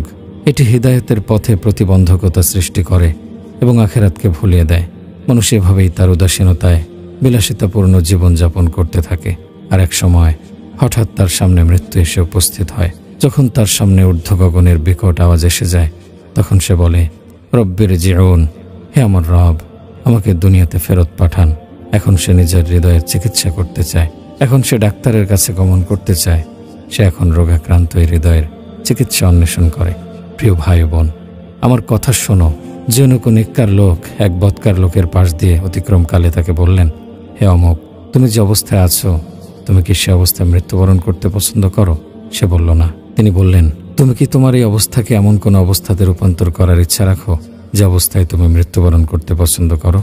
সে বলল, এছাড়া আমার হৃদয়ে আর কি আকাঙ্ক্ষাই বা আছে? নেককার লোকটি বললেন, এই দুনিয়ার পর কি আমল করার মতো কোনো জায়গা আছে? সে বলল, না। তিনি বললেন, তুমি আমাকে এই গ্যারান্টি দিতে পারবে যে তোমার এই অবস্থায় মৃত্যু আসবে না? সে বলল, না। তখন তিনি বললেন, আল্লাহর শপথ, আমি কোনো বুদ্ধিমানকে এই অবস্থার প্রতি সন্তুষ্ট হতে দেখিনি। তুমি নিজেকে প্রশ্ন করো, তুমি যে অবস্থায় আছো সে অবস্থায় কি তুমি মৃত্যুবরণ করতে পছন্দ করো? সময় শেষ হয়ে গেছে এবং জীবনের পরিসমাপ্তি ঘটেছে। বিদায়ের সময় সন্নিকটে। তুমি কি এ জীবন ত্যাগ করতে এবং অন্য জগতে যেতে প্রস্তুত? উদাসীনতা হলো এক ভয়ঙ্কর ব্যাধি। কোরআন আমাদের এ ব্যাপারে সতর্ক করেছে। আল্লাহ তাআলা বলেন, ইয়া আইয়ুহাল্লাযীনা আমানু লা তুলহিকুম আমওয়ালুকুম ওয়ালা আওলাদুকুম আন যিকরিল্লাহি ওয়া মান ইয়াফআল যালিকা ফাউলাইকা হুমুল খাসিরুন। হে ঈমানদারগণ, তোমাদের ধন সম্পদ ও সন্তান সন্ততি যেন তোমাদেরকে আল্লাহর স্মরণ থেকে উদাসীন না করে। যারা এই কারণে উদাসীন হয় তারাই তো ক্ষতিগ্রস্ত। মানুষের উদাসীনতার মূল কারণ হলো দুনিয়া ও দুনিয়ার বিলাসিতায় মত্ত হওয়া। আল্লাহ তাআলা বলেন, ইকতারাবা লিন-নাসি হিসাবুহুম ওয়া হুম ফি গাফলাতিন মুরিদুন। মানুষের হিসাব নিকাশের সময় আসন্ন, অথচ তারা উদাসীনতায় মুখ ফিরিয়ে রয়েছে। মা ইয়াতিহিম মিন যিকরিম মির রাব্বিহিম মুহদাসিন ইল্লা ইসতামাউহু ওয়া হুম ইয়ালআবুন। তাদের কাছে তাদের পালনকর্তার পক্ষ থেকে নতুন যে উপদেশই আসে তারা তা শ্রবণ করে খেলার ছলে। লাহিয়াতান কুলুবুহুম ওয়া আসাররুন নাজওয়াল্লাযীনা যালামু হাল হাযা ইল্লা বাশারুম মিসলুকুম আফাতাতুনাস সাহরা ওয়া আনতুম তুবসিরুন। তাদের অন্তর থাকে খেলায় মত্ত। জালিমরা গোপনে পরামর্শ করে, সে তো তোমাদেরই মতো একজন মানুষ। এমত অবস্থায় দেখে শুনে তোমরা তার জাদুর কবলে কেন পড়ো? উদাসীনতা অনেক জীবন ধ্বংস করে দিয়েছে। উদাসীনতার কারণ হলো দুনিয়া নিয়ে ব্যস্ত হওয়া এবং মৃত্যুর কথা ভুলে যাওয়া। আমরা মৃত্যু ও তার যন্ত্রণার কথা ভুলে গেছি, কবর ও তার অন্ধকারের কথা ভুলে গেছি, ভুলে গেছি মাটি ও তার চাপের কথা, ভুলে গেছি কবরের প্রশ্ন ও তার কঠোরতার কথা। আমরা হাসরের ময়দান ও তার পেরেশানির ব্যাপারে উদাসীন হয়ে গেছি। আমরা উদাসীন হয়ে গেছি এ সত্যের ব্যাপারেও যে শেষ পরিণাম হয়তো জান্নাত নয়তো জাহান্নাম। মৃত্যু ও মৃত্যু পরবর্তী জিন্দেগির কথা স্মরণ করো, কারণ নিষ্কৃতি নেই তার হাত থেকে। মৃত্যুই সেই সীমারেখা যেখানে দাঁড়িয়ে বোঝা যাবে বান্দার জন্য আল্লাহ কি রেখেছেন। কবর হলো জান্নাতের উদ্যান কিংবা জাহান্নামের গর্ত। যদি কবরের জীবন উত্তম হয় তবে পরবর্তী সবকিছু বান্দার জন্য কল্যাণকর, আর যদি অপ্রীতিকর হয় তবে পরবর্তী জীবন হবে আরও দুঃসহ। ধ্বংস সেই বান্দার জন্য যে আল্লাহর পথ থেকে বিমুখ হয়েছে। একদা আলী রাদিয়াল্লাহু আনহু কবরের পাশ দিয়ে অতিক্রমকালে বলেছিলেন, হে কবরবাসী, হয়তো তোমরা আমাদেরকে তোমাদের খবর দেবে, না হয় আমরা তোমাদেরকে আমাদের খবর দেব। আর আমাদের খবর হলো বাড়িগুলো নীরব হয়ে গেছে, নারীদের বিয়ে হয়ে গেছে এবং সম্পদগুলো বণ্টিত হয়ে গেছে। এরপর তিনি বলেন, আল্লাহর শপথ, যদি কবরবাসী কথা বলতো তাহলে তারা বলতো, তোমরা পাথেয় সংগ্রহ করো, কেননা সর্বোত্তম পাথেয় হলো তাকওয়া। আমরা আদিষ্ট হয়েছি জীবন গঠন ও আনুগত্যের সময় কাজে লাগানোর জন্য, কারণ আমাদের পার্থিব এই জীবন শুধু একটি জীবন, চলে গেলে আর ফিরে আসবে না। সুতরাং এই জীবনকে মূল্যায়ন করো। রাসূল বলেন, 5টি বিষয়কে 5টি বিষয়ের পূর্বে মূল্যায়ন করো। যৌবনকে বার্ধক্যের পূর্বে, সুস্থতাকে অসুস্থতার পূর্বে, ধনাঢ্যতাকে দারিদ্র্যের পূর্বে, অবসরতাকে ব্যস্ততার পূর্বে এবং জীবনকে মৃত্যুর পূর্বে। হে ভাই, বর্তমান মানুষের অবস্থা নিয়ে সামান্য চিন্তা করো, তাহলেই তুমি বর্তমান মানুষের উদাসীনতার পরিমাণ বুঝতে পারবে। তবে আল্লাহ তাআলা যার প্রতি রহম করেছেন তার কথা ভিন্ন। উদাসীনদের অবস্থা হলো সালাতের ব্যাপারে তারা গাফেল। তারা সালাত আদায় করে না। তারা দিনের পর দিন সালাতের ব্যাপারে অমনোযোগী থাকে। কয়েক মাস আগে 70-এর অধিক বয়সী একজন বৃদ্ধ মারা গেল। আমার কাছে একজন এসে জিজ্ঞেস করলো, শায়েখ, যে সালাত আদায় করেনি তার জানাজার সালাত আদায়ের হুকুম কি? আমি বললাম, ঘটনা কি? সে বলল, আমাদের এখানে 70-এর অধিক বয়সী একজন বৃদ্ধ মারা গেছে, যাকে আমরা কখনো মসজিদে যেতে দেখিনি। আমরা কোনোদিন তাকে সালাত আদায় করতে এবং আল্লাহর জন্য মাথা ঝুঁকাতে দেখিনি। যখন তার পরিবারকে তার ব্যাপারে জিজ্ঞেস করা হলো তখন তারা বলল, আমরা কোনোদিন তাকে সালাত আদায় করতে দেখিনি। এটা কোন ধরনের উদাসীনতা?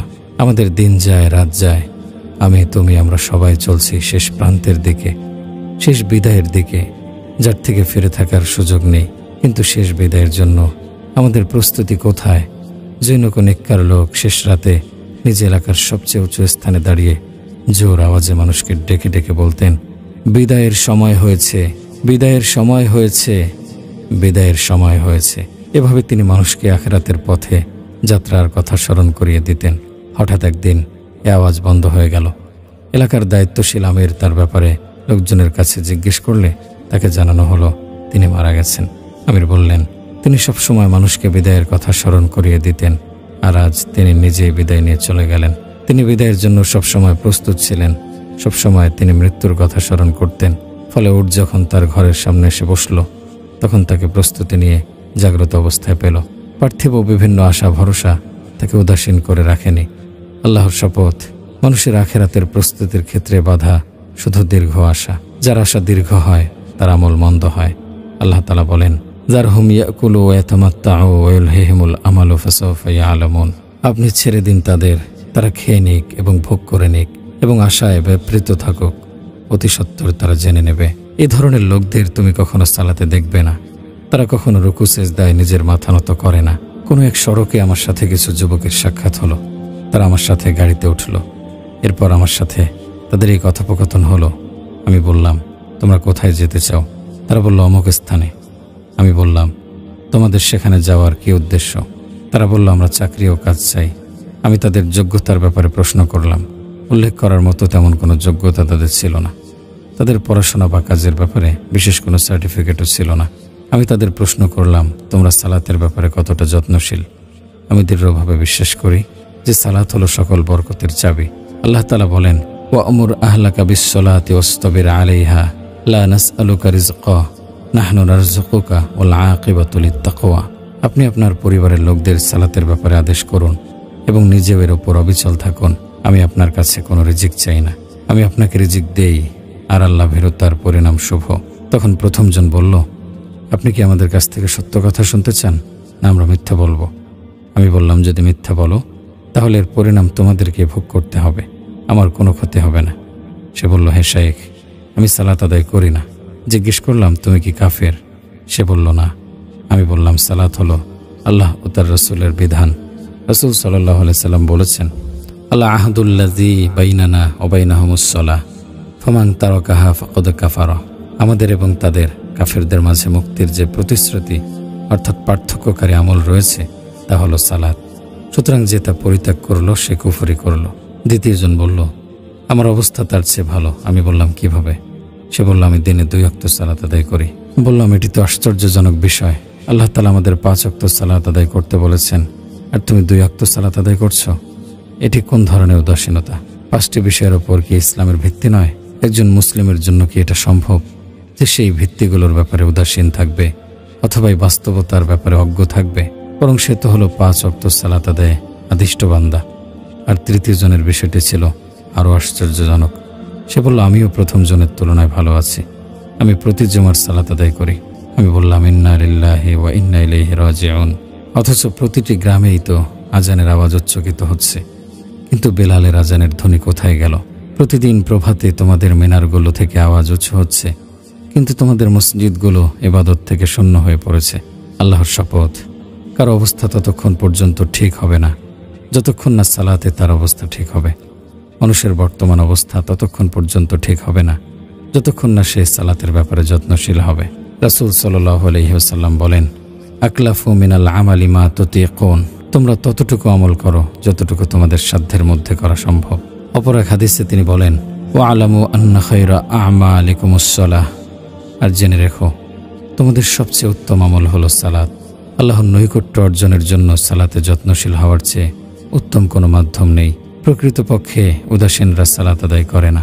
বর্তমানে পুরো সমাজের উদাসীনতার প্রতি লক্ষ্য করো। যখন মুয়াজ্জিন ডাক দিয়ে বলেন, ঘুম হতে সালাত উত্তম, তখন রাস্তায় বের হলে তুমি দেখবে যে মসজিদে যাওয়ার মতো একজন মানুষ বা একটি গাড়িও দৃষ্টিগোচর হবে না।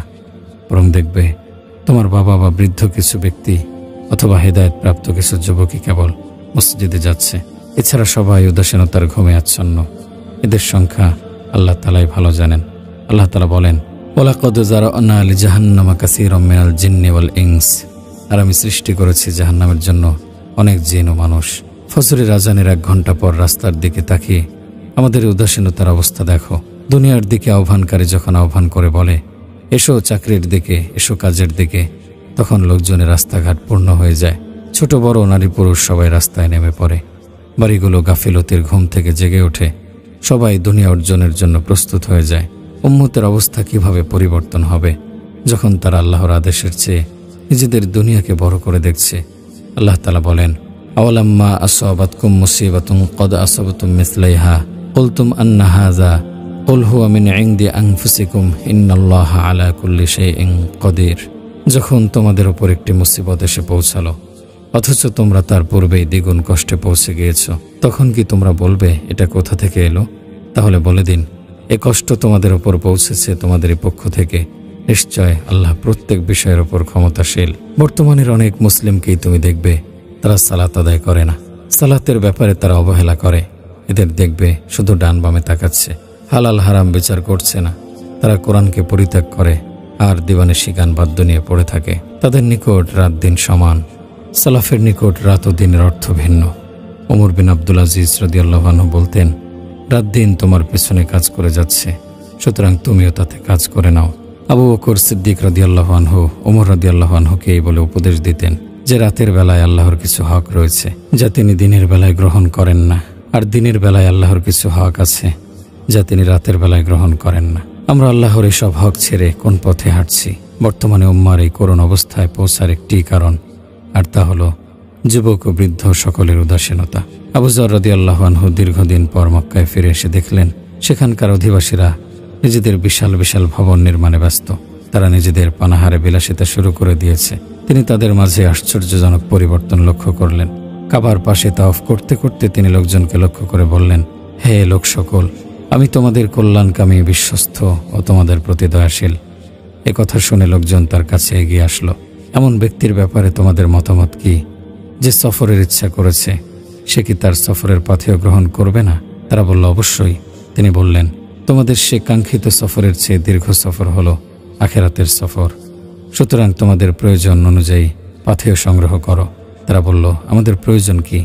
তিনি বললেন, রাতের অন্ধকারকে কবরের অন্ধকারের সাথে সম্পৃক্ত করো। বড় বড় অপরাধগুলোর ব্যাপারে অজুহাত তৈরি করে নাও। দুনিয়াকে দুটি মজলিসে ভাগ করে নাও, একটি আখিরাত অর্জনের জন্য এবং অপরটি দুনিয়া অর্জনের জন্য। এছাড়া ভিন্ন কিছু ইচ্ছা করবে না, কেননা তা তোমাদের ক্ষতি সাধন করবে। টাকাকে দুভাগে ভাগ করে নাও, এক ভাগ আল্লাহর রাস্তায় ব্যয় করবে এবং অপর ভাগ নিজের জন্য ও নিজের পরিবার পরিজনের জন্য ব্যয় করবে। এছাড়া অন্য কিছু ইচ্ছে করবে না, কারণ তা তোমাদের ক্ষতি সাধন করবে। আমার কি হলো যে আমি দেখছি তোমরা সেসব ইমারত তৈরি করছো যেখানে তোমরা বসবাস করতে পারবে না, এবং সেসব খাদ্য প্রস্তুত করছো যা তোমরা ভক্ষণ করতে পারবে না। তোমরা দীর্ঘ আশা করে বসে আছো, দুনিয়ার লোভ তোমাদের ধ্বংস করে দিয়েছে, অথচ তোমরা তা পূর্ণরূপে অর্জন করতে পারবে না। প্রিয় ভাই ও বোন, যদি আবু যর রাদিয়াল্লাহু আনহু আমাদের বর্তমান অবস্থা দেখতেন তাহলে তিনি আমাদের ব্যাপারে কি বলতেন? আল্লাহর কাছেই সকল অভিযোগ পেশ করছি। যদি তিনি এসে এত বিশাল বিশাল ভবন দেখতেন যেখানে 2 বা 3 জন বসবাস করছে তাহলে কি বলতেন তিনি? যদি আবু যর রাদিয়াল্লাহু আনহু এসে সুদী ব্যাংকে আমাদের সম্পদের পরিমাণ দেখতেন তাহলে তিনি কি বলতেন? যদি তিনি আমাদের নারী ও শিশুদের বাদ্যযন্ত্র ও গানের প্রতি আকর্ষণ দেখতেন তাহলে কি বলতেন? যদি আবু যর রাদিয়াল্লাহু আনহু এসে দেখতেন যে আমাদের রাত কাটে ইন্টারনেটের বিভিন্ন চ্যানেলে, যদি তিনি এসে দেখতেন যে স্টেডিয়ামগুলো যুবক যুবতীদের দ্বারা পরিপূর্ণ, তাহলে তিনি কি বলতেন? যদি তিনি এসে দেখতেন যে গরু পূজারীরা আমাদের মসজিদগুলো ভেঙে গুড়িয়ে দিচ্ছে, যদি তিনি এসে দেখতেন যে ক্রুশের পূজারীরা আমাদের সম্মান ও ইজ্জত ভুলুণ্ঠিত করছে, যদি তিনি এসে দেখতেন যে বানর ও শূকরের নাতিরা আমাদের নিয়ে তামাশা করছে, তাহলে তিনি কি বলতেন? ইন্না লিল্লাহি ওয়া ইন্না ইলাইহি রাজিউন। আমরা নিজেদের উদাসীনতার ফলে আজ এই অবস্থায় চলে এসেছি। আমাদের উপর বিভিন্ন সম্প্রদায়ের পক্ষ থেকে যা কিছু আপতিত হচ্ছে তা আমাদের উদাসীনতা ও দুর্বলতারই ফল। এখন আমাদের সময় হয়েছে উপদেশ নেতা গ্রহণ করার। এখনই উপদেশ শ্রবণ করে নিজেদের পরিবর্তন করার সময়। আমাদের কি মৃত্যুর কথা স্মরণ করার সময় হয়নি? যা ছোট বা বড়, শীতকাল বা গ্রীষ্মকাল, দিন বা রাত কিছুই চেনে না। আমাদের প্রত্যেকের জন্য কি এখনো সেই ভয়াবহ অবস্থার জন্য প্রতীক্ষা শুরু করার সময় হয়নি? কবরে রয়েছে মাটি চাপা এবং প্রশ্ন পর্ব, 3টি প্রশ্ন। আমাদের প্রত্যেকেই সে প্রশ্নগুলোর উত্তর দিতে হবে। তোমার রবকে, তোমার দিন কি, আর তোমাদের মাঝে যে লোকটিকে প্রেরণ করা হয়েছে তিনি কে? প্রশ্নগুলোর উত্তর প্রদান তুমি সহজ মনে করো না, কারণ উদাসীনরা এসব প্রশ্নের উত্তর দিতে সক্ষম হবে না। সুস্থ হৃদয়ের অধিকারী লোকজনই কেবল এসব প্রশ্নের উত্তর দিতে পারবে, কারণ তাদেরকে আল্লাহর পক্ষ থেকে অবিচলতা দান করা হয়েছে। আল্লাহ তাআলা বলেন, ইসাব্বিতুল্লাহুল্লাযীনা আমানু বিল কওলিস সাবিতি ফিল হায়াতিদ দুনিয়া ওয়া ফিল আখিরাহ ওয়া ইউদিল্লুল্লাহুজ জালিমিনা ওয়া ইয়াফআলুল্লাহু মা ইয়াশা। আল্লাহ তাআলা মুমিনদের মজবুত বাক্য দ্বারা মজবুত করেন পার্থিব জীবনে এবং পরকালে, এবং আল্লাহ জালিমদের পথভ্রষ্ট করেন। আল্লাহ তাআলা যা ইচ্ছা তা করেন। উদাসীনতা সত্য পথে বাধা প্রদান করে উপদেশ গ্রহণ করতে এবং মনোযোগ দিয়ে কারো উপদেশ শ্রবণ করতে। আল্লাহ তাআলা বলেন, আমি আমার নিদর্শনসমূহ হতে তাদের ফিরিয়ে রাখি যারা পৃথিবীতে অন্যায়ভাবে গর্ব করে। যদি তারা সমস্ত নিদর্শন প্রত্যক্ষ করে ফেলে তবুও তা বিশ্বাস করবে না, আর যদি হিদায়াতের পথ দেখে তবে সে পথ গ্রহণ করে না, অথচ গুমরাহের পথ দেখলে তাই গ্রহণ করে নেয়। এর কারণ তারা আমার নিদর্শনসমূহকে মিথ্যা বলে মনে করেছে এবং তা থেকে উদাসীন হয়ে রয়েছে। মৃত্যু ও তার যন্ত্রণার জন্য তুমি কি প্রস্তুত করে রেখেছ? কবর ও তার অন্ধকারের জন্য তুমি কি প্রস্তুত করে রেখেছ?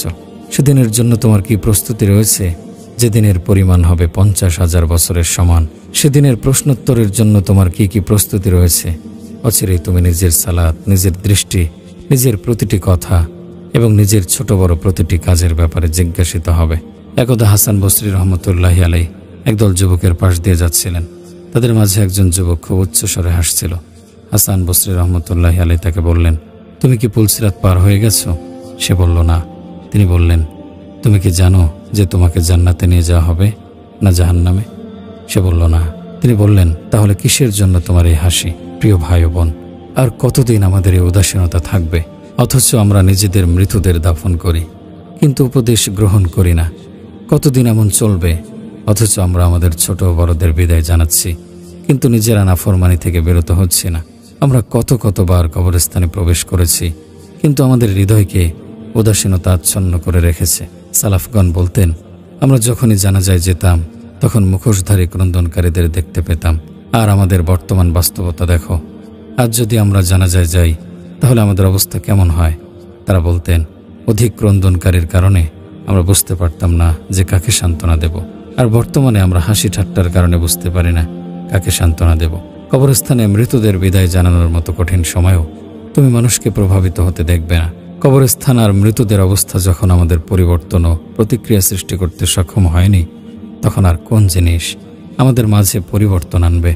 নিশ্চয় উদাসীনদের পথ চলা হলো অন্ধকারের পথ চলা, যাদের ব্যাপারে আল্লাহ ছাড়া আর কেউ জানেন না। গুনাহ ও নাফরমানি প্রতি মুহূর্তে তাদের ধোঁকা দিচ্ছে। অন্যদের তুলনায় তারাই আল্লাহর পক্ষ থেকে অবিচলতা পাওয়ার প্রতি অধিক মুখাপেক্ষী। একজন ট্রাফিক পুলিশ বললেন, আমাদের চোখের সামনে একটি সড়ক দুর্ঘটনা ঘটল।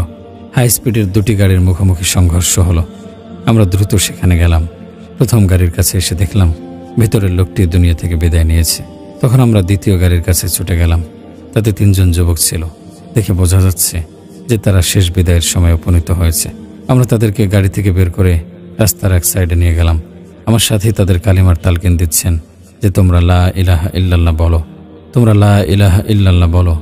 হঠাৎ তাদের গানের আওয়াজ বেড়ে গেল, কিন্তু আমার সাথেই তাদের আবার তালকিন দিতে লাগলেন যে বলো লা ইলাহা ইল্লাল্লাহ, কিন্তু তারা শয়তানের সুরে গান গাইতে থাকলো।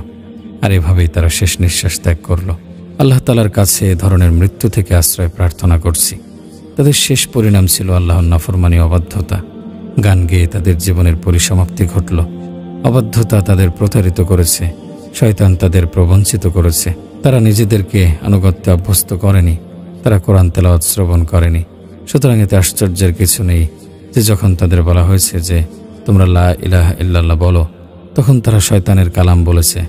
মৃত্যুর সময় অবাধ্যতা তাদের ধোঁকা দিয়েছে এবং মৃত্যুর পরও তারা প্রতারিত হবে। আল্লাহর নিকট আশ্রয় প্রার্থনা করছি। মৃতদের গোসলের কাজ করত এমন একজন আমাকে জানালো। আমাদের কাছে যৌবনে পদার্পণ করেছে এমন একজন যুবককে নিয়ে আসা হলো। যুবকটি খুব শুভ্র ছিল। যখন আমরা তাকে গোসল দিতে শুরু করলাম তখন তার সাদা চামড়া কালো হতে শুরু করলো। আল্লাহর কাছে আশ্রয় প্রার্থনা করছি, আল্লাহ তাআলা তার এই বাণীতে সত্য কথাই বলেছেন। ওয়ালাউ তারা ইয ইয়াতাওয়াফাল্লাযীনা কাফারুল মালাইকাতু ইয়াদরিবুনা বুজুহাহুম ওয়া আদবারহুম ওয়াযুকু আযাবাল হারিক। আর যদি আপনি দেখতেন যখন ফেরেশতারা কাফিরদের জান কবজ করে, প্রহার করে তাদের মুখে এবং তাদের পশ্চাৎ দেশে, আর বলে জ্বলন্ত আযাবের স্বাদ গ্রহণ করো। যালিকা বিমা কদ্দামাত আইদিকুম ওয়া আন্নাল্লাহা লাইসা বিযাল্লামিল লিল আবিদ। এই হলো সেসবের বিনিময় যা তোমরা তোমাদের পূর্বে পাঠিয়েছ নিজ হাতে। বস্তুত আল্লাহ তার বান্দাদের প্রতি জুলুম করেন না। ওমা যালামাহুমুল্লাহু ওয়ালাকিন আনফুসাহুম ইয়াজলিমুন। আর আল্লাহ তাদের উপর জুলুম করেননি, বরং তারা নিজেরাই নিজেদের উপর জুলুম করেছে। গোসলদাতা লোকটি জানালো যে তার চেহারার রং সাদা থেকে একদম কালোতে রূপান্তরিত হয়ে গেল। আল্লাহ তাআলার কাছে আশ্রয় প্রার্থনা করছি। এই দৃশ্য দেখে আমরা ভয় পেয়ে গোসলখানা থেকে বের হয়ে গেলাম। বাইরে এসে দেখলাম এক লোক ধোঁয়া দিচ্ছেন। আমরা বললাম, মৃত লোকটি আপনাদের কেউ? তিনি বললেন, হ্যাঁ, আমি তার পিতা। আজ কত পরিবারে এমন উদাসীনতায় জীবন কাটাচ্ছে যা আল্লাহ তাআলা ছাড়া কেউ জানেন না। আমি বললাম, আপনাদের এই মৃত লোকটি কেমন ছিল? তিনি বললেন, আমাদের এই মৃত লোকটি সালাত আদায় করত না। আমি বললাম, আপনারা আপনাদের এই মৃত লোকটিকে নিয়ে যান এবং নিজেরাই তার গোসল ও কাফন দেন। আল্লাহ তাআলা ও তার রাসূল সাল্লাল্লাহু আলাইহি সাল্লামের বিধান কি এই নয় যে এমন লোককে গোসল ও কাফন দেওয়া হবে না, এমন লোককে মুসলিমদের কবরস্থানে দাফন করা হবে না, তাকে কাঁধে ওঠানো হবে না, তার জন্য দোয়া করা হবে না এবং ক্ষমা প্রার্থনা করা হবে না, বরং মরুভূমিতে তার জন্য একটি গর্ত খনন করা হবে এবং তাকে সেখানে উপর করে ফেলে রাখা হবে। আল্লাহ তাআলা বলেন, ওমা যালামাহুমুল্লাহু ওয়ালাকিন আনফুসাহুম ইয়াজলিমুন। আল্লাহ তাদের উপর জুলুম করেননি, বরং তারা নিজেরাই নিজেদের উপর জুলুম করেছে। এই হলো উদাসীনতা। উদাসী লোকদের সাথে কি আচরণ করলো? আমরা কি এ ধরনের লোকদের বিদায় জানাই না? এরকম অনেক লোক আমাদের মাঝ থেকে বিদায় গ্রহণ করেছে। আল্লাহ তাআলা বলেন, আলাম ইয়ানি লিল্লাযীনা আমানু আন তাখশা কুলুবুহুম লিযিকরিল্লাহ ওমা নাযালা মিনাল হাক্কি ওয়ালা ইয়াকুনু কাল্লাযীনা উতুল কিতাবা মিন ক্বাবলু ফাতালা আলাইহিমুল আমাদু ফাকাসাত কুলুবুহুম ওয়া কাসীরুম মিনহুম ফাসিকুন। যারা মুমিন তাদের জন্য কি আল্লাহর স্মরণে এবং যে সত্য অবতীর্ণ হয়েছে তার কারণে হৃদয় বিগলিত হওয়ার সময় আসেনি? তারা তাদের মতো যেন না হয় যাদেরকে পূর্বে কিতাব দেয়া হয়েছিল, তাদের উপর সুদীর্ঘকাল অতিক্রান্ত হয়েছে, অতঃপর তাদের অন্তঃকরণ কঠিন হয়ে গেছে, তাদের অধিকাংশই পাপাচারী। ই'লামু আন্নাল্লাহা ইহয়িল আরদা বা'দা মাউতিহা ক্বাদ বায়্যানা লাকুমুল আয়াতি লাআল্লাকুম তা'কিলুন। জেনে রাখো, আল্লাহ ওই জমিনকে তার মৃত্যুর পর পুনরুজ্জীবিত করেন।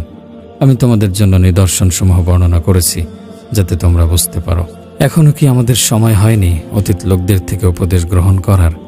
ছোট শিশু অচিরেই মরে যাবে, বয়স্ক লোকটিও মারা যাবে, পুরুষ মারা যাবে নারীও, উদাসীন মারা যাবে নেককার লোকটিও। আল্লাহ তাআলা কারো প্রতি জুলুম করবেন না।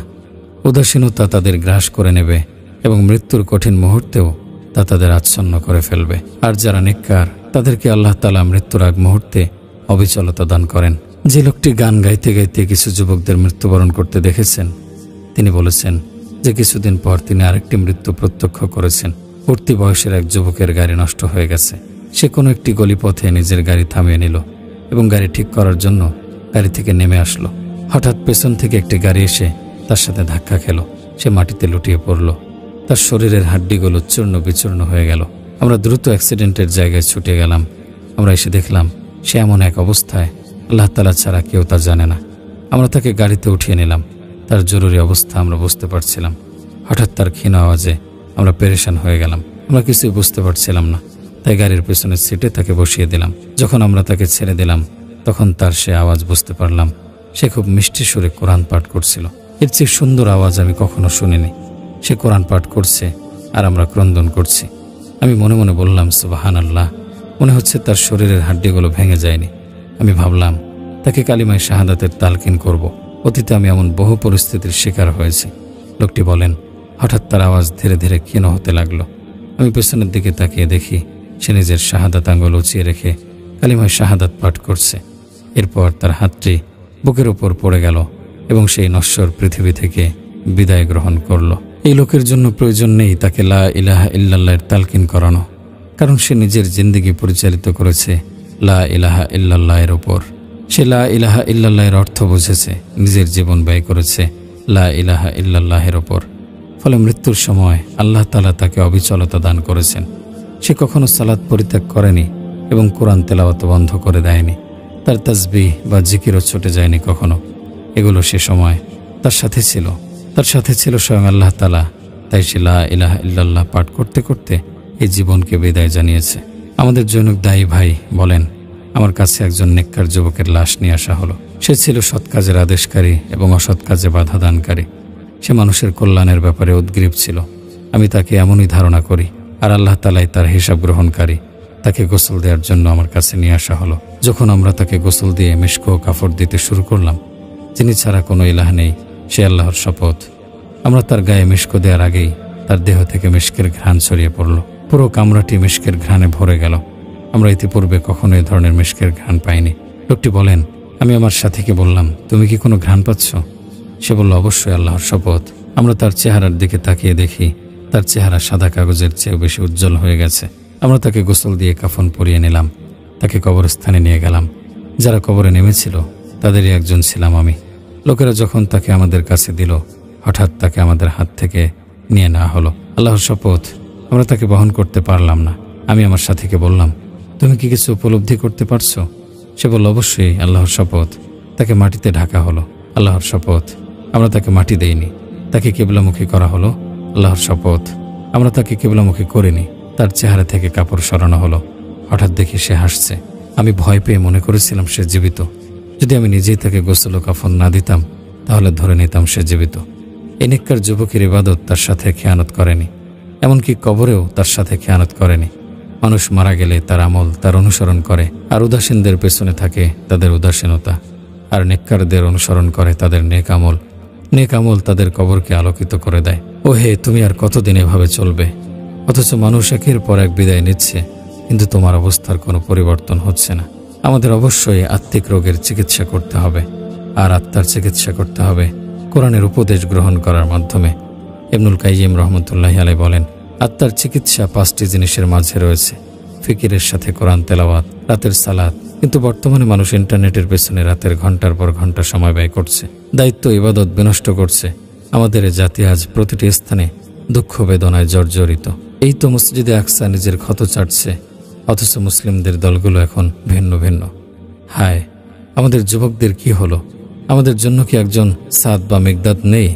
জেনে রেখো, আত্মার চিকিৎসা হলো শেষ রজনীর কান্না এবং আল্লাহর সামনে লুটিয়ে পড়া। চিকিৎসা হবে স্বল্প আহার ও পানাহারের মাধ্যমে। আত্মা তখনই বিনষ্ট হয় যখন পেট, পানাহার, বিনোদন ও উদাসীনতায় পূর্ণ হয়ে যায়। এসবের পর আত্মার চিকিৎসা হবে শ্রেষ্ঠ মানুষদের সংস্রবের মাধ্যমে। এমন একটি ঘটনা হলো সালমান ফার্সি রাদিয়াল্লাহু আনহু-এর ঘটনা।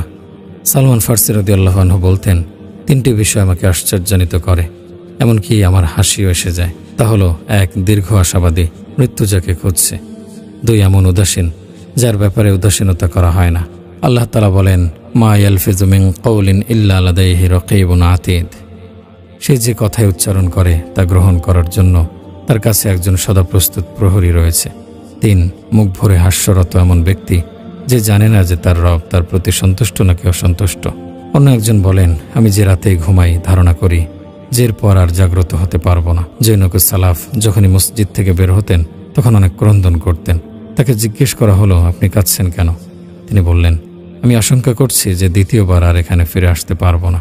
হাবিব ফার্সি রাদিয়াল্লাহু আনহু সকালবেলা তার স্ত্রীকে বলতেন, যদি আজ আমি মারা যাই তাহলে গোসলের জন্য অমুকের কাছে প্রেরণ করবে, অমুকের কাছে কাফনের জন্য প্রেরণ করবে এবং এই কাজ করবে।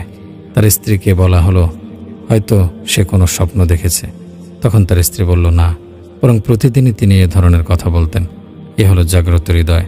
আমির বিন আবদুল্লাহ রহমতুল্লাহি আলাইহি মাগরিবের আজান শুনলেন। তিনি সেদিন কঠিন অসুস্থ ছিলেন, বরং মৃত্যুর অপেক্ষা করছিলেন। তিনি নিজ সন্তানদের বললেন, আমাকে ধরে মসজিদে নিয়ে যাও। তারা বলল, আপনি সেসব লোকের অন্তর্ভুক্ত যাদেরকে আল্লাহ তাআলা অবকাশ দিয়েছেন। অসুস্থ লোকের জন্য মসজিদে উপস্থিত না হওয়াতে কোনো অসুবিধা নেই। তিনি বললেন, আল্লাহর শপথ, আজানের ডাক শুনে সে ডাকে সাড়া প্রদান না করাকে আমি লজ্জাজনক মনে করি। আফসোস, বর্তমানে মানুষ মসজিদের পাশ দিয়ে চলে যায়, কেমন যেন বিষয়টি তাদের কাছে গুরুত্বপূর্ণ কিছু নয়। তারা হাইয়া আলাস সালাহ এবং হাইয়া আলাল ফালাহ শুনেও তার ডাকে সাড়া প্রদান করে না। খুব কম সংখ্যক লোকই এই ডাকে সাড়া দেয়। আমির বিন আবদুল্লাহ রহমতুল্লাহি আলাইহি বললেন, আল্লাহর শপথ, আজানের ডাক শুনে সে ডাকে সাড়া প্রদান না করাকে আমি লজ্জাজনক মনে করি। তখন তিনি গোসল করলেন, পবিত্র হয়ে আতর মাখলেন। এরপর মাগরিবের সালাত আদায় করার জন্য মসজিদে গেলেন। তিনি প্রথম সিজদা করে আর মাথা তুললেন না।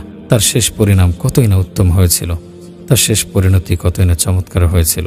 পবিত্র কোরআনে ইরশাদ হয়েছে, ইয়া কওমানা আজিবু দাঈয়াল্লাহি ওয়া আমিনু বিহি ইয়াগফির লাকুম মিন যুনুবিকুম ওয়া ইউজিরকুম মিন আযাবিন আলিম। হে আমাদের সম্প্রদায়, তোমরা আল্লাহর দিকে আহ্বানকারীর কথা মান্য করো এবং তার প্রতি বিশ্বাস স্থাপন করো।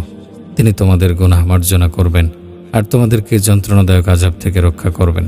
ওমাল্লা ইউজিব দাঈ আল্লাহি ফালাইসা বিমুজিজিন ফিল আরদি ওয়ালাইসা লাহু মিন দুনিহি আউলিয়া উলাইকা ফি দালালিম মুবিন। আর যে ব্যক্তি আল্লাহর দিকে আহ্বানকারীর কথা মানবে না, সে পৃথিবীতে আল্লাহকে অপারগ করতে পারবে না এবং আল্লাহ ব্যতীত তার কোনো সাহায্যকারী থাকবে না। এ ধরনের লোকই প্রকাশ্য পথভ্রষ্টতায় লিপ্ত। এগুলো হলো হৃদয়বান লোকদের সংবাদ। যদি তুমি তাদের মতো হতে না পারো, তাহলে তাদের সাদৃশ্য গ্রহণ করো। নেককার লোকদের সাথে সাদৃশ্য রাখাও নেক। সুযোগ খোঁজা বা সুবিধা খোঁজার পেছনে পড়ো না, তখন আর তোমার ডাকে সাড়া দেওয়া হবে না। সুস্থতা চাইলে চিকিৎসা গ্রহণ করো। আবু সাঈদ খুদরি রাদিয়াল্লাহু আনহু থেকে বর্ণিত, তিনি বলেন, রাসূল সাল্লাল্লাহু আলাইহি ওয়াসাল্লাম বলেছেন, যখন জান্নাতীরা জান্নাতে প্রবেশ করবে এবং জাহান্নামীরা জাহান্নামে প্রবেশ করবে, তখন মৃত্যুকে শিং বিশিষ্ট সাদা কালো একটি দুম্বার আকৃতিতে নিয়ে আসা হবে। এরপর জান্নাতীদের ডাক দিয়ে বলা হবে, হে জান্নাতীগণ, তোমরা কি এটিকে চিনতে পারছো? তখন তারা ঘাড় উঁচু করে দেখতে থাকবে। তারপর বলবে, হ্যাঁ, আমরা চিনতে পারছি, এটি হলো মৃত্যু। এরপর জাহান্নামীদের ডাক দিয়ে বলা হবে, হে জাহান্নামীরা, তোমরা কি এটিকে চিনতে পারছো? তখন তারা ঘাড় উঁচু করে বলবে, হ্যাঁ, আমরা চিনতে পারছি, এটি হলো মৃত্যু। এরপর মৃত্যুকে জান্নাত ও জাহান্নামের মাঝখানে নিয়ে আসার আদেশ করা হবে এবং তাকে জবাই করে দেয়া হবে। এরপর জান্নাতীদের ডাক দিয়ে বলা হবে, হে জান্নাতীরা, তোমরা এখানে চিরকাল থাকবে, তোমাদের কখনো মৃত্যু হবে না।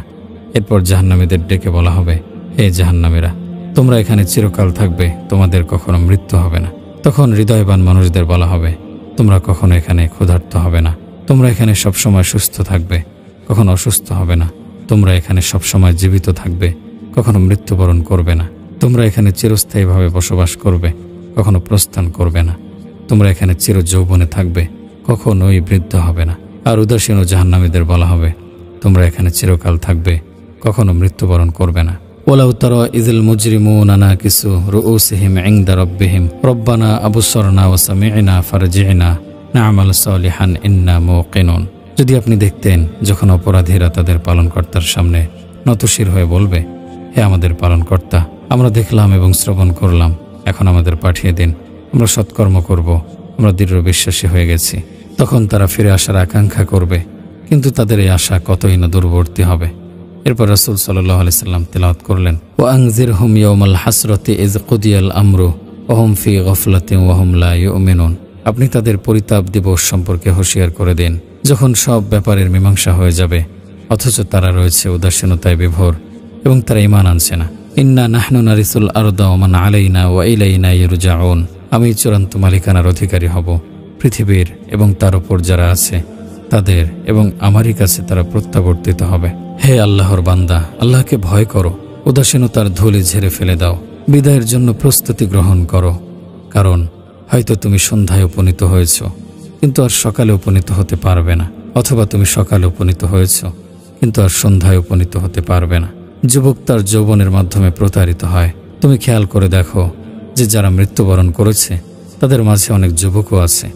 বৃদ্ধ লোক প্রতারিত হয় তার সুস্থতার মাধ্যমে, অথচ অসুস্থতা সহসা চলে আসে। অসুস্থতা যার কাছে এসেছে, মৃত্যু তার নিকটবর্তী হয়েছে। মানুষের জন্য আশ্চর্য লাগে যে যদি তারা ফিকির করত এবং নিজেদের হিসাব গ্রহণ করত, তাহলে দুনিয়াকে তারা ভিন্ন দৃষ্টিতে দেখত এবং ভিন্ন রূপে তারা তা অতিক্রম করত। দুনিয়া হলো তাদের জন্য অতিক্রমের জায়গা, গর্বের জায়গা নয়। গর্ব শুধু মুত্তাকিদের জন্য। আগামীকাল যখন হাসরের ময়দানে সকলে উপস্থিত হবে, তখন মানুষ জানতে পারবে যে তাদের সঞ্চয়কৃত সবকিছুর মাঝে তাকওয়া ও নেক আমলই সর্বোত্তম। হে আল্লাহ, আমাদের সামনে সত্যকে সত্য হিসেবে দেখান এবং আমাদের তা অনুসরণ করার তৌফিক দিন, আর বাতিলকে বাতিল হিসেবে দেখান এবং তা থেকে বেঁচে থাকার তৌফিক দিন। হে আল্লাহ, আমাদের কাছে ঈমানকে প্রিয় করে দিন এবং আমাদের হৃদয়ে তা সজ্জিত করে দিন। কুফর, ফিস্ক এবং অবাধ্যতাকে আমাদের কাছে অপছন্দনীয় করে দিন। হে আমাদের রব, আমাদেরকে সৎ লোকদের অন্তর্ভুক্ত করুন। হে আল্লাহ, আমাদের কাতারগুলোকে ঐক্যবদ্ধ করে দিন এবং আমাদের ঐক্যকে সুসংহত করে দিন। হে বিশ্ব প্রতিপালক, আমাদেরকে উত্তম অবস্থায় আপনার কাছে ফিরিয়ে নিয়ে যান। হে আল্লাহ, ফিলিস্তিন, শিশান, কাশ্মীর, ফিলিপাইন, ইরাক এবং আফগানিস্তান সহ সব জায়গার দুর্বলদের সাহায্য করুন। হে আল্লাহ, আপনি তাদের জন্য সহযোগী, সমর্থনকারী, পৃষ্ঠপোষকতাকারী হয়ে যান। হে আল্লাহ, যারা তাদের সাহায্য করেছে আপনি তাদের সাহায্য করুন, যারা তাদের লাঞ্ছিত করেছে আপনি তাদের লাঞ্ছিত করুন। হে আল্লাহ, আমাদের কাছে থাকা মন্দের কারণে আপনার কাছে থাকা কল্যাণ থেকে আমাদের বঞ্চিত করবেন না। শান্তি ও রহমত বর্ষিত হোক মুহাম্মদ সাল্লাল্লাহু আলাইহি ওয়াসাল্লাম ও তার পরিবার এবং সমস্ত সাহাবের উপর।